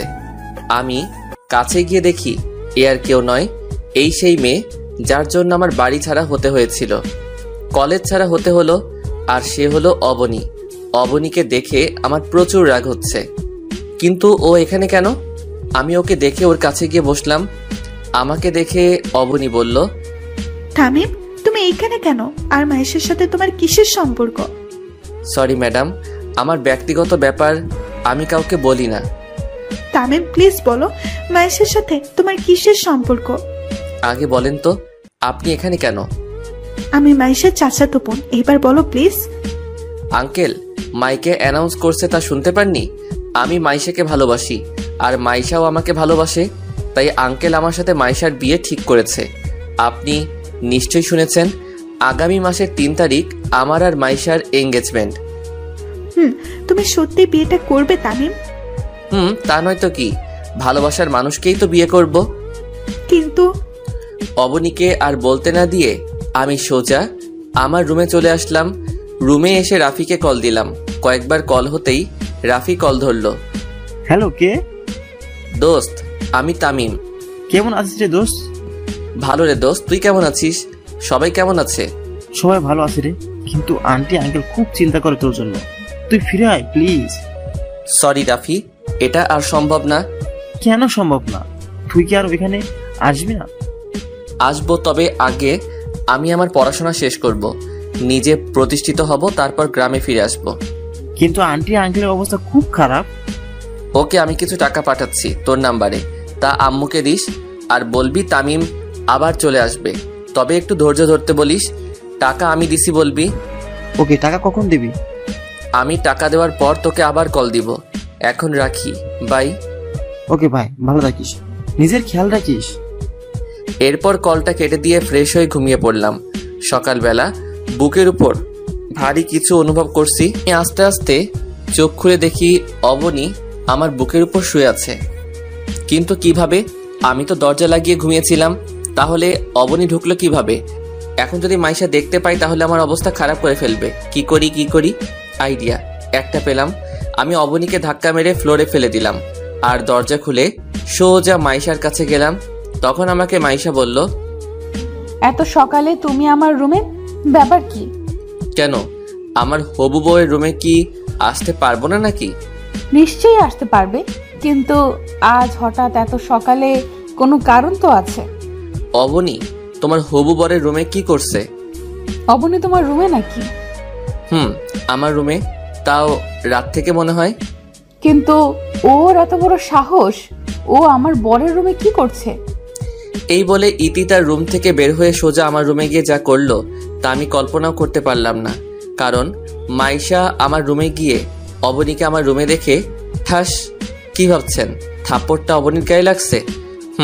ঠিকই ভাবছেন, কারণ চটটা অবনীর মুখে মাইশাই মারছে আর বলল, তোর সাহস কি করে হয় আমার বরের রুমে আসার? আমার প্রেমিকের রুমে আসতে সাহসের দরকার আছে নাকি? কে তোর প্রেমিক? কেন? তামিমকে আমি ভালোবাসি। কিন্তু আমি তোমাকে ভালোবাসি না অবনী, আর আমি মাইশাকে ভালোবাসি আর মাইশাকে বিয়ে করব। আমার বুকে শুধু মাইশার জায়গা, অন্য কারো জায়গা নাই। তামিম, সত্যি আমি তোমাকে খুব ভালোবাসি। তোকে বলছে তো তামিম তোকে ভালোবাসে না, তবু কেন ওকে বিরক্ত করছিস? যা এখান থেকে। অবনী আর কিছু না বলে কান্না করতে করতে চলে গেল। অবনী চলে যাওয়ার পর মাইশা আমাকে শক্ত করে জড়িয়ে ধরলো, যেন ছেড়ে দিলে কোথায় হারিয়ে যাব। তামিম, তুমি আমাকে এত ভালোবাসো জানতাম না তো। আমি তোমাকে খুব ভালোবাসি আর ভালোবেসে যাব। জানো, আজ আমি খুব খুশি। কেন জানতে পারি ম্যাডাম? এই যে আজ আমার সব আশা পূরণ হলো। কি আশা পূরণ হলো শুনি? তোমাকে আমার নিজের করে পেলাম, তাই। জানো, তোমাকে প্রথম দেখায় ভালো লেগে যায়, কিন্তু তোমাকে ভালোবাসার প্রস্তাব দিলে তুমি যখন আমায় ফিরিয়ে দিয়েছিলে, জানো, তখন আমার মনে হয় আমার মাথার উপর যেন আকাশ ভেঙে পড়েছে। আর তুমি যখন আমাকে তোমার সাথে ফ্রেন্ডশিপের কথা বললে, খুব খুশি হয়েছিলাম। আমাকে ছেড়ে কখনো কোথাও যাবে না তো? যাব না, তোমাকে ছাড়া কখনো ছেড়ে যাব না। সত্যি? আচ্ছা চলো, ব্রেকফাস্ট করবে, চলো। চলো, আমি ফ্রেশ হয়ে আসি। ওকে, তুমি আসো, আমি যাই। এরপর আমি ফ্রেশ হয়ে নিচে নেমে দেখি সবাই বসে আছে আমার জন্য, কিন্তু অবনীকে কোথাও দেখতে পাচ্ছি না। তাহলে কি অবনী চলে গেছে? যাক বাবা, ভালোই হয়েছে, আপদটা বিদায় হয়েছে। এরপর গিয়ে যখনই চেয়ারে বসবো তখন দেখি অবনী রান্নাঘর থেকে বাহির হচ্ছে। ধুর, আর ভালো লাগে না। অবনী এখান থেকে কবে যাবে? নাস্তা করে আঙ্কেলকে বললাম, আঙ্কেল আমি অফিসে যাচ্ছি, আপনি বাসায় বিশ্রাম করুন। ভার্সিটিতে যাবে না? যাব, ভার্সিটি থেকে ক্লাস করে অফিসে যাব। আচ্ছা, তাহলে অবনীকে আর মাইশাকে তোমার ভার্সিটির অ্যাডমিশন করিয়ে দিও তো। এই মেরে ছেড়ে এখন কি হবে? দূর, ভালো লাগে না। যেটার ভয় পেয়েছি সেটাই হলো। তার মানে অবনী এখানেই থাকবে? কিন্তু কেন? ওর বাবার কলেজ থাকতে এখানে কেন পড়তে হবে? নাকি আমাকে ফাঁসানোর প্ল্যান করতেছে? কি ভাবছো তামিম? কই কিছু না তো। আঙ্কেল আমার ভার্সিটিতে কেন? মাইশা যে ভার্সিটিতে পড়ে ওই ভার্সিটিতে তো। ঠিক আছে, আমি ভাবছিলাম সবাই যদি একই ভার্সিটিতে পড়ে তাহলে খুব ভালো হয়। ওকে, আপনার যেটা ভালো মনে হয় ওইটাই করেন। ওকে, তুমি ইতি আর অবনী তোমাদের ভার্সিটিতে অ্যাডমিশনের ব্যবস্থা করে নিও। ওকে আঙ্কেল, আপনারা রেডি হয়ে নিচে আসুন, আমি গাড়িতে অপেক্ষা করতেছি। ওকে। এরপর আমি নিচে নেমে গাড়িতে অপেক্ষা করতেছি। ধুর, ভালো লাগে না। চাইছিলাম অবনীর থেকে দূরে থাকতে, কিন্তু এই তো একেবারে আঙ্কেলের বাড়িতে সেট হয়ে গেছে। কিন্তু কেন? নাকি আমাকে অবনীর প্রেমে ফাঁসানোর জন্য? অবনীর চাল এটা। না, আমি কিছুতেই ওর ফাঁদে পা দিব না। এইসব ভাবতেছি, হঠাৎ মাইশা বলল, কি হলো? কখন থেকে গাড়িতে উঠে বসে আছি, কিন্তু তোমার গাড়ি স্টার্ট করার কোনো নামই নাই। কি সব ভাবতেছো? ও তোমরা এসে গেছো? তখন অবনী বলল, আমরা তো অনেক আগেই এসেছি, কিন্তু আপনার তো গাড়ি স্টার্ট করার কোনো নামই নেই। তাহলে যাওয়া যাক। সব কাগজপত্র নিছো তো? নিছি। তারপর গাড়ি স্টার্ট করে সোজা ভার্সিটিতে চলে আসলাম। গাড়িটা পার্ক করে ভার্সিটির অফিসে গিয়ে মাইশা আর অবনীর ভর্তি করিয়ে দিলাম। এরপর তিনজনে ক্লাসে চলে আসলাম। যেহেতু সবাই একই ক্লাসে আর একই বিভাগে পড়ি, তাই তিনজনেই একই ক্লাসে গিয়ে বসলাম। এরপর স্যার এসে ক্লাস করালেন। তারপর একে একে সব ক্লাস করে বাহিরে চলে আসলাম, কিন্তু মহারানীদের আসার নাম নাই। আমি মাঠের একপাশে সিঁড়িতে গিয়ে বসলাম। হঠাৎ একটা মেয়ে এসে বলে, হাই, আমি নীলা। তো আমি কি করব? কিছু করতে হবে না। এই তো গুড। এরপর পিছনে ফিরতেই দেখি মাইশা আর অবনী দাঁড়িয়ে। আমি ওদের চোখের দিকে তাকাতেই দেখি চোখগুলো রাগে লাল হয়ে গেছে। মনে হচ্ছে যেন ওই চোখের ভিতর থেকে আগুন বাহির হবে। আমি তো ভয়ে শেষ। এখন কি হবে? কি আর হবে? আমি তো আর ইচ্ছে করে ওর সাথে কথা বলিনি। তখন মাইশা রেগে বলল, তুই ওই নীলার সাথে কি কথা বলতেছিলি? মেয়ে দেখলেই শুধু কথা বলতে ইচ্ছে করে, তাই না? এই রে, এই মেয়ে তো তুই তুকারি শুরু করে দিল। এখন কি হবে? খুব রেগে আছে। আমি ইচ্ছে করে কথা বলিনি। নীলা নিচ থেকে আমার সাথে কথা বলতে আসছিল, আমি তো কথাই বলিনি ওর সাথে। সত্যি তো তামিম? সত্যি বলছি। মাইশা, আমি কিন্তু মিথ্যে বলতেছি। ও বুঝছি, তার মানে সবকিছুর মেইন হচ্ছে এই অবনী। দাঁড়াও, দেখাচ্ছি অবনী তোমাকে। আমাকে কলেজ থেকে টিসি দিয়ে এখন আবার আমার আর মাইশার মাঝে ফাটল ধরাতে আসছো? মাইশা কলিজা আমার, বিশ্বাস করো আমি নিজ থেকে ওই মেয়েটার সাথে কথা বলিনি। মাইশাকে কলিজা ডাকতে শুনে অবনী রাগে ফেটে যাচ্ছে। মনে হচ্ছে যেন কাঁচা খেয়ে ফেলবে আমাকে। আমি তোমাকে কখনো অবিশ্বাস করতে পারি না। আমি জানি তুমি কখনো নিজ থেকে মেয়েদের সাথে কথা বলবে না। অবনীকে আরো রাগানোর জন্য মাইশাকে বললাম, কলিজা চলো যাওয়া যাক, অনেক দেরি হয়ে গেছে, অফিসে যেতে হবে তো। মাইশার একটা হাত ধরে বললাম। আমাকে মাইশার হাত ধরতে দেখে অবনী আর থাকতে না পেরে গাড়িতে গিয়ে বসে পড়ল। আমিও খুশি। অবনী এখন কেমন লাগে? আমাকে ভালোবাসতে আসছো?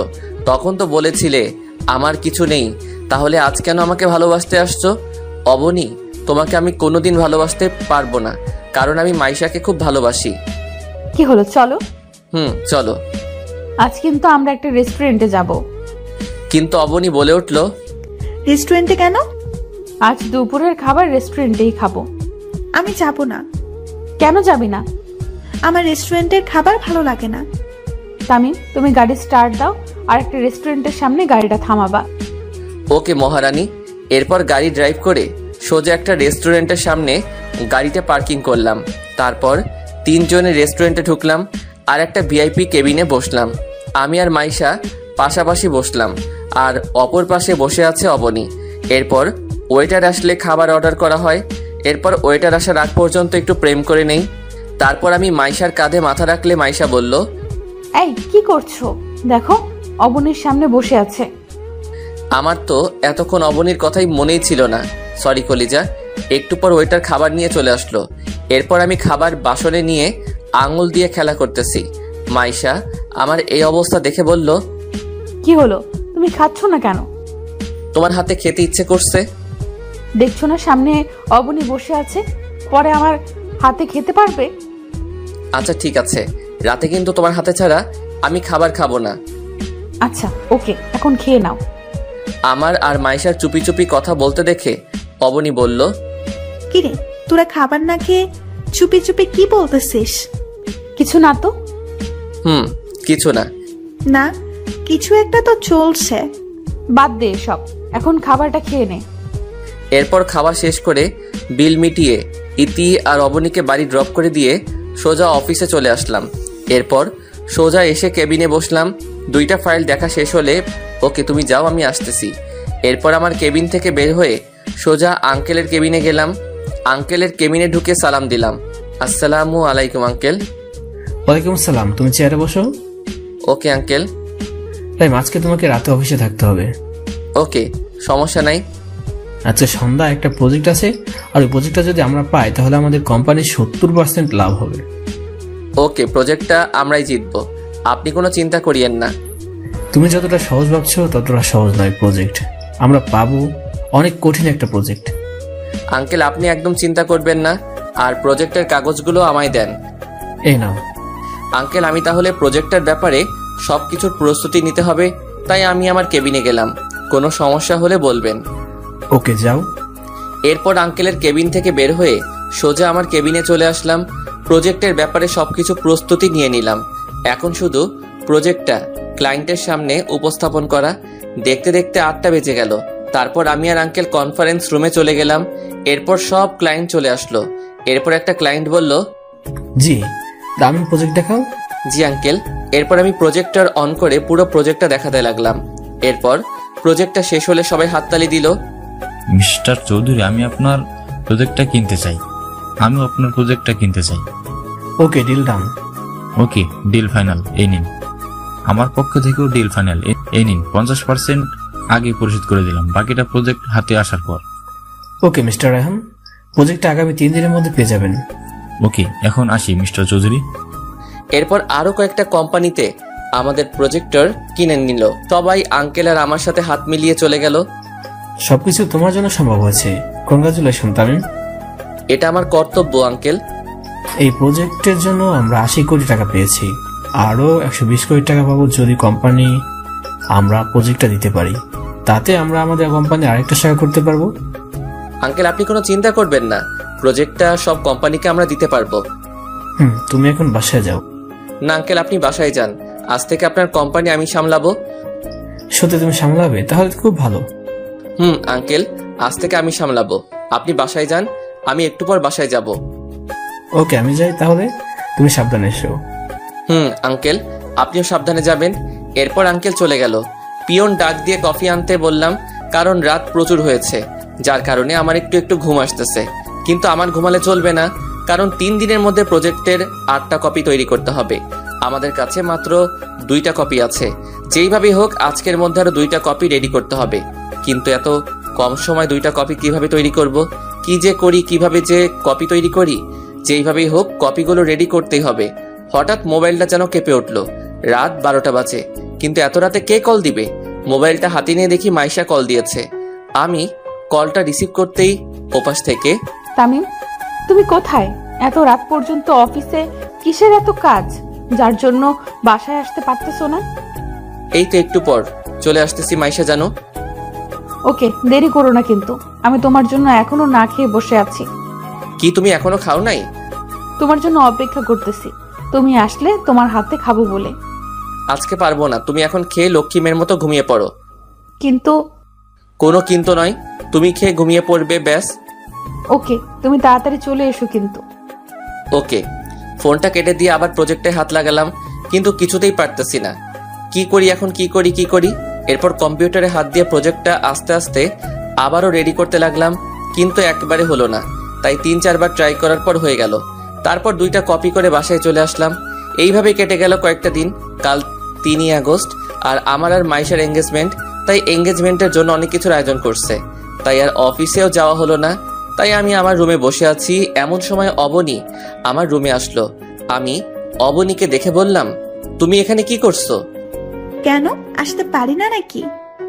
না, তুমি আমার রুমে আসতে পারো না। তামিম, একটা কথা বলবে আমায়? কি কথা বলেন? তো ভালোবাসো? কি বলতে চাইছেন আপনি? আমি বলতে চাইছি যে আমি তোমাকে খুব ভালোবাসি, তাই আমি চাই তুমি মাইশের সাথে এঙ্গেজমেন্ট করবে না। সরি, আপনি কে বলার? আমি কার সাথে এঙ্গেজমেন্ট করব না করব এটা সম্পূর্ণ আমার ব্যক্তিগত ব্যাপার। সত্যি তুমি মাইশাকে বিয়ে করবে? অবশ্যই করব, তাতে সন্দেহের কি আছে? ও আচ্ছা, বিরক্তি করছে মনে হয় তোমাকে এসব কথা বলে। তুমি যতই কাঁদো না কেন অবনী, তোমাকে আমি কোনো দিন ভালোবাসিনি, ভালোবাসবো না, কারণ তুমি আমার অনেক ক্ষতি করছো, যার ক্ষতিপূরণ চাইলেও তুমি দিতে পারবে না অবনী। তাই তুমি আমার কাছ থেকে অবহেলা ছাড়ার কিছু আশা করতে পারবে না। আপনি এখন এখান থেকে যাননি? যাচ্ছি। অবনী চলে গেল, আর আমিও ঘুমিয়ে গেলাম। সকালবেলা দরজার টোকার আওয়াজ, ঘুমটা ভেঙে গেল। ধুর, ভালো লাগে না। কোন হারামজাদা আমার কাঁচা ঘুমটা ভাঙলো রে? এই কে রে? আমি। ও তুমি? তারপর দরজাটা খুলে দিলাম। মাইশা ভিতরে ঢুকে বলল, তাড়াতাড়ি উঠো। এত সকাল সকাল কেন উঠবো? এত সকাল মানে? এখন কয়টা বাজে খেয়াল আছে? হবে 7টা-8টা। না মহারাজ, এখন 10টা বাজে। একটু পর আমাদের এঙ্গেজমেন্ট শুরু হবে। যাও তাড়াতাড়ি ফ্রেশ হয়ে আসো। ওকে, তুমি যাও, আমি আসতেছি। তাড়াতাড়ি উঠে গোসল করে বাহিরে এসে একটা নীল কালারের পাঞ্জাবি আর পায়জামা পরে নিচে নেমে আসলে আঙ্কেল বলল, তাই তুমি রেডি তো? আঙ্কেল। তাহলে এদিকে আসো, আর এই আন্টিটা মাইশাকে পাঠিয়ে দাও। ওকে আঙ্কেল, দেন। তারপর আঙ্কেলের হাত থেকে আন্টিটা নিয়ে মাইশার ডান হাতের আঙ্গুলে পরিয়ে দিলাম। মাইশাও আমার হাতে আন্টি পরিয়ে দিলে অনুষ্ঠানে থাকা সবাই খুশিতে হাততালি দেয়। কিন্তু সবাই হাসি খুশি হলেও একটা মানুষের খুব মন খারাপ, আর সে আর কেউ নয়, সে হলো অবনী। তার মুখ দেখে বোঝা যাচ্ছে অবনী এই বিয়েটা সহ্য করতেই পারছে না। কিন্তু কেন? আমি তো অবনীকে ভালোবাসি না, আর একতরফা কখনো ভালোবাসা হয় না। এইসব ভাবতেছি, হঠাৎ স্পিকারের শব্দে ধ্যান ভাঙল। তখন আঙ্কেল বলল, লেডিস অ্যান্ড জেন্টলম্যান, আগামী 1 ডিসেম্বর তামিম আর মাইশার বিয়ে। আশা করি যারা আজকেও এসেছেন তারা সবাই বিয়ের দিন আসবেন আর তাদের এই জুটিটাকে আশীর্বাদ করবেন। এত তাড়াতাড়ি আঙ্কেল বিয়ে ঠিক করে ফেলবে আমি তো ভাবতেই পারিনি। আমি আর নিচে না থেকে সোজা ছাদে চলে আসলাম, আর ভাবতে লাগলাম কি থেকে কি হয়ে গেল।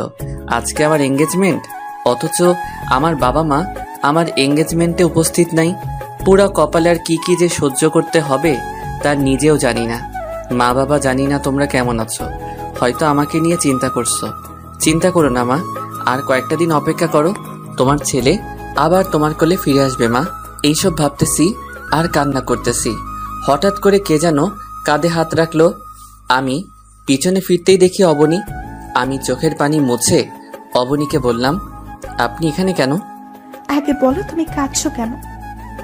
আমার কান্না ছাড়া আর কি বা করার আছে? আমার জীবনটাকে যে আপনি তছনছ করে দিয়েছেন। আপনার জন্য আমার কলেজ ছাড়া হতে হলো মা বাবা ছাড়া। জানেন, মা বাবার কথা মনে পড়লেও মা বাবার সাথে দেখাও করতে পারছি না, শুধুমাত্র আপনার জন্য। কি দোষ করেছিলাম আমি? কি দোষ ছিল আমার? বলেন না ম্যাডাম। অবনী নিশ্চুপ। কি হলো, চুপ কেন? জানি আপনার কাছে এইসব প্রশ্নের উত্তর নাই। কেন জানেন? আপনি ভালোবাসার নামে ছেলেটার দুর্বলতার সুযোগ নিয়ে ছেলেটাকে নিয়ে শুধু খেলা করতে পারেন, এছাড়া আর কিছুই তো পারেন না। আর হ্যাঁ, আর একটা কথা, এই বাড়িতে যতদিন আছেন ততদিন আর আমার চোখের সামনে আসবেন না। Mind it. আপদটা বিদায় হলো। এরপর ছাদ থেকে সোজা নিচে এসে গাড়ি বের করে সোজা একটা নদীর তীরে চলে গেলাম। কিছুক্ষণ প্রকৃতির ছোঁয়া অনুভব করে আবার বাসায় ফিরে আসলাম।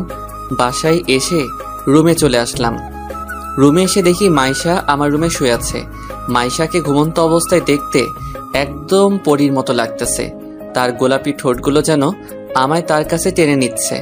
তবুও নিজেকে কন্ট্রোল করে মাইশার কপালে ভালোবাসার পরশ এঁকে দিয়ে সোজা ফ্রেশ হতে গেলাম। ফ্রেশ হয়ে বাহিরে এসে দেখি মাইশা বিছানায় বসা। আমি মাইশাকে দেখে বললাম, তুমি ঘুম যাওনি? তোমাকে বাইরে রেখে কিভাবে একা ঘুমাতে পারি বলো? এই তুমি ডিনার করছো? না। কেন? তোমার হাতে খাবো বলে এখনো না খেয়ে বসে আছি। আচ্ছা যাও, খাবার নিয়ে আসো, আমারও খুব খিদে পেয়েছে। আচ্ছা যাচ্ছি। মাইশা, আঙ্কেল কি ঘুমিয়ে গেছে নাকি? অনেকক্ষণ হয়েছে। আচ্ছা তুমি গিয়ে খাবার নিয়ে এসো। এরপর মাইশা রুম থেকে বাইরে চলে গেল। তারপর কিছুক্ষণ পর একটা প্লেটে কিছু খাবার নিয়ে ফিরে আসলো। তারপর আমার কাছে বসে বলল, যাও গিয়ে হাত ধুয়ে আসো। আমিও লক্ষ্মী ছেলের মতো হাত ধুয়ে আসলাম। এবার হা করো। আমি হা করলাম আর মাইশা আমায় খাইয়ে দিল। এরপর খাওয়া শেষের দিকে মাইশার আঙুলে একটা কামড় দিলাম।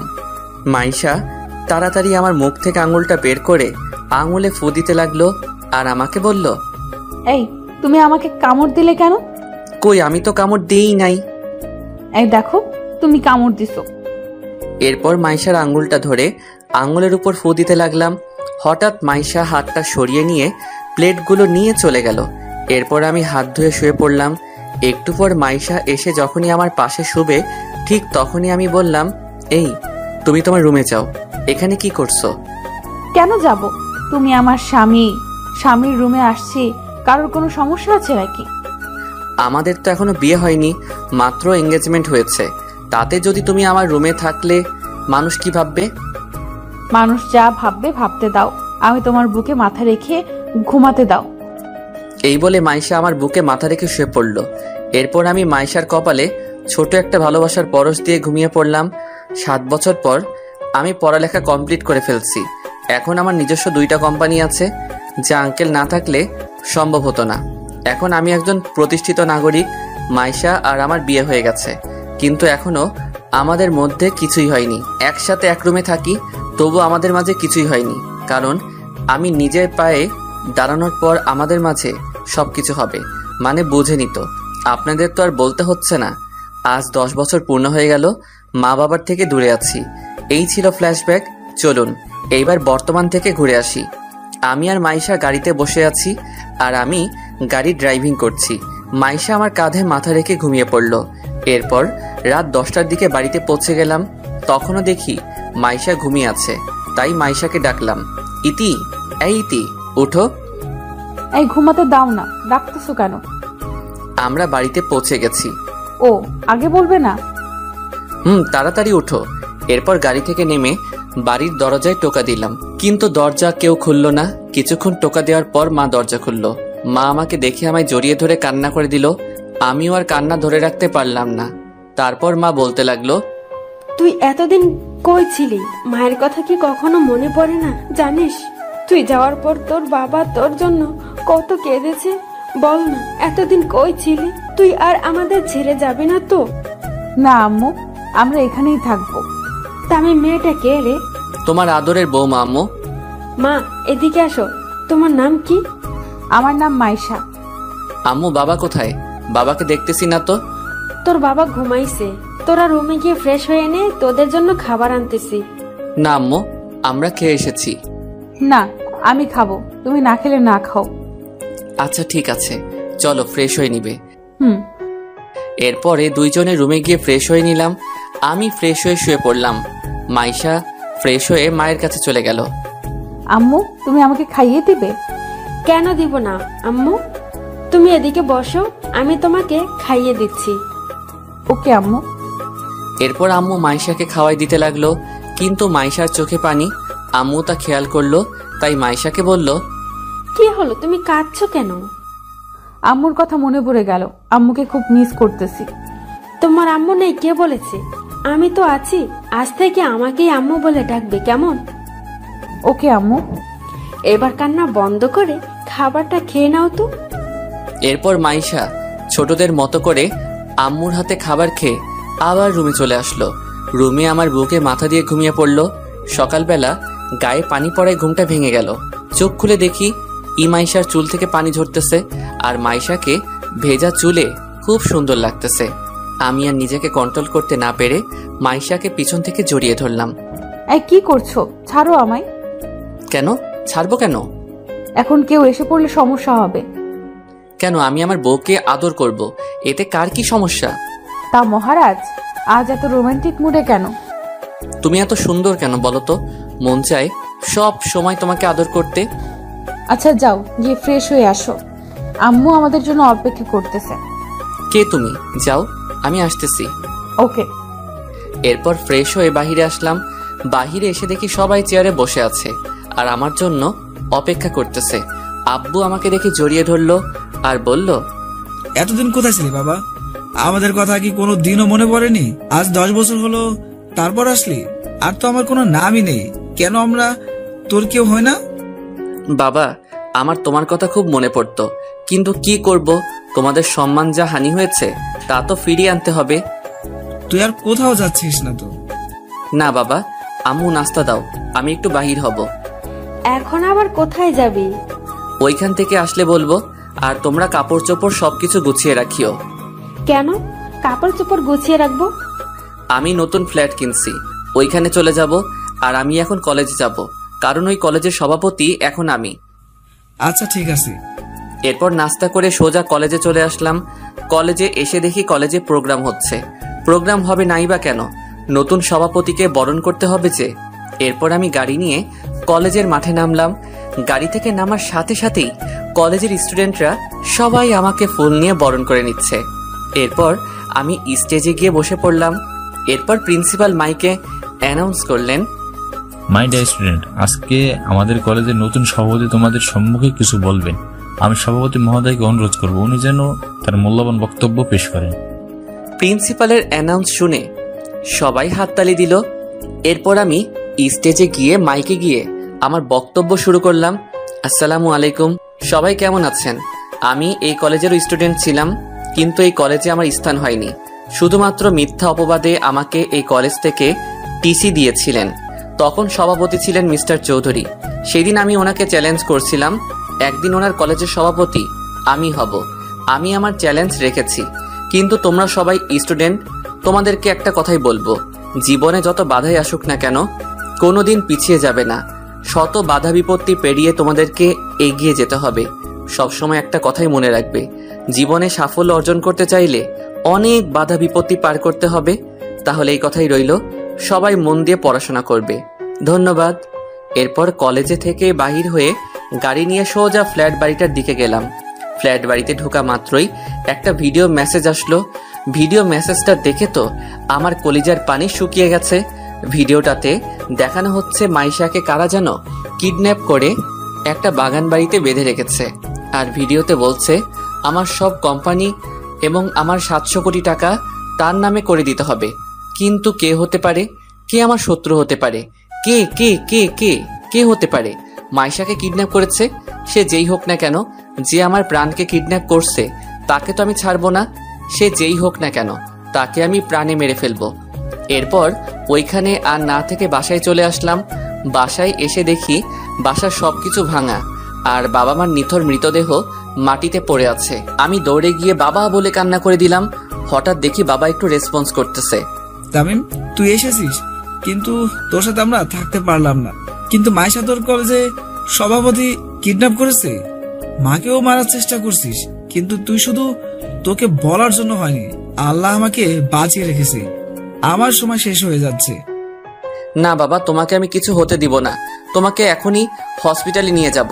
এরপর বাবাকে কোলে করে গাড়ির কাছে নিয়ে যেতেই বাবার প্রাণটা চলে গেল।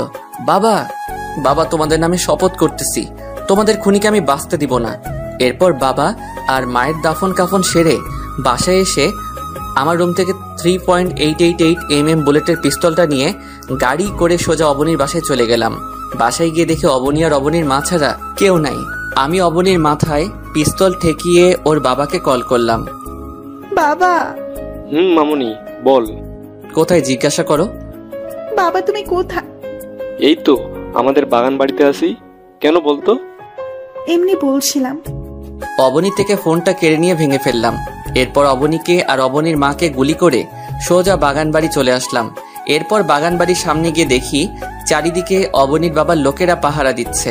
তাই আমি বাগান বাড়ির পিছনে গিয়ে পিস্তলের সাইলেন্সার লাগিয়ে বাগান বাড়িতে লুকিয়ে লুকিয়ে ঢুকে পড়লাম।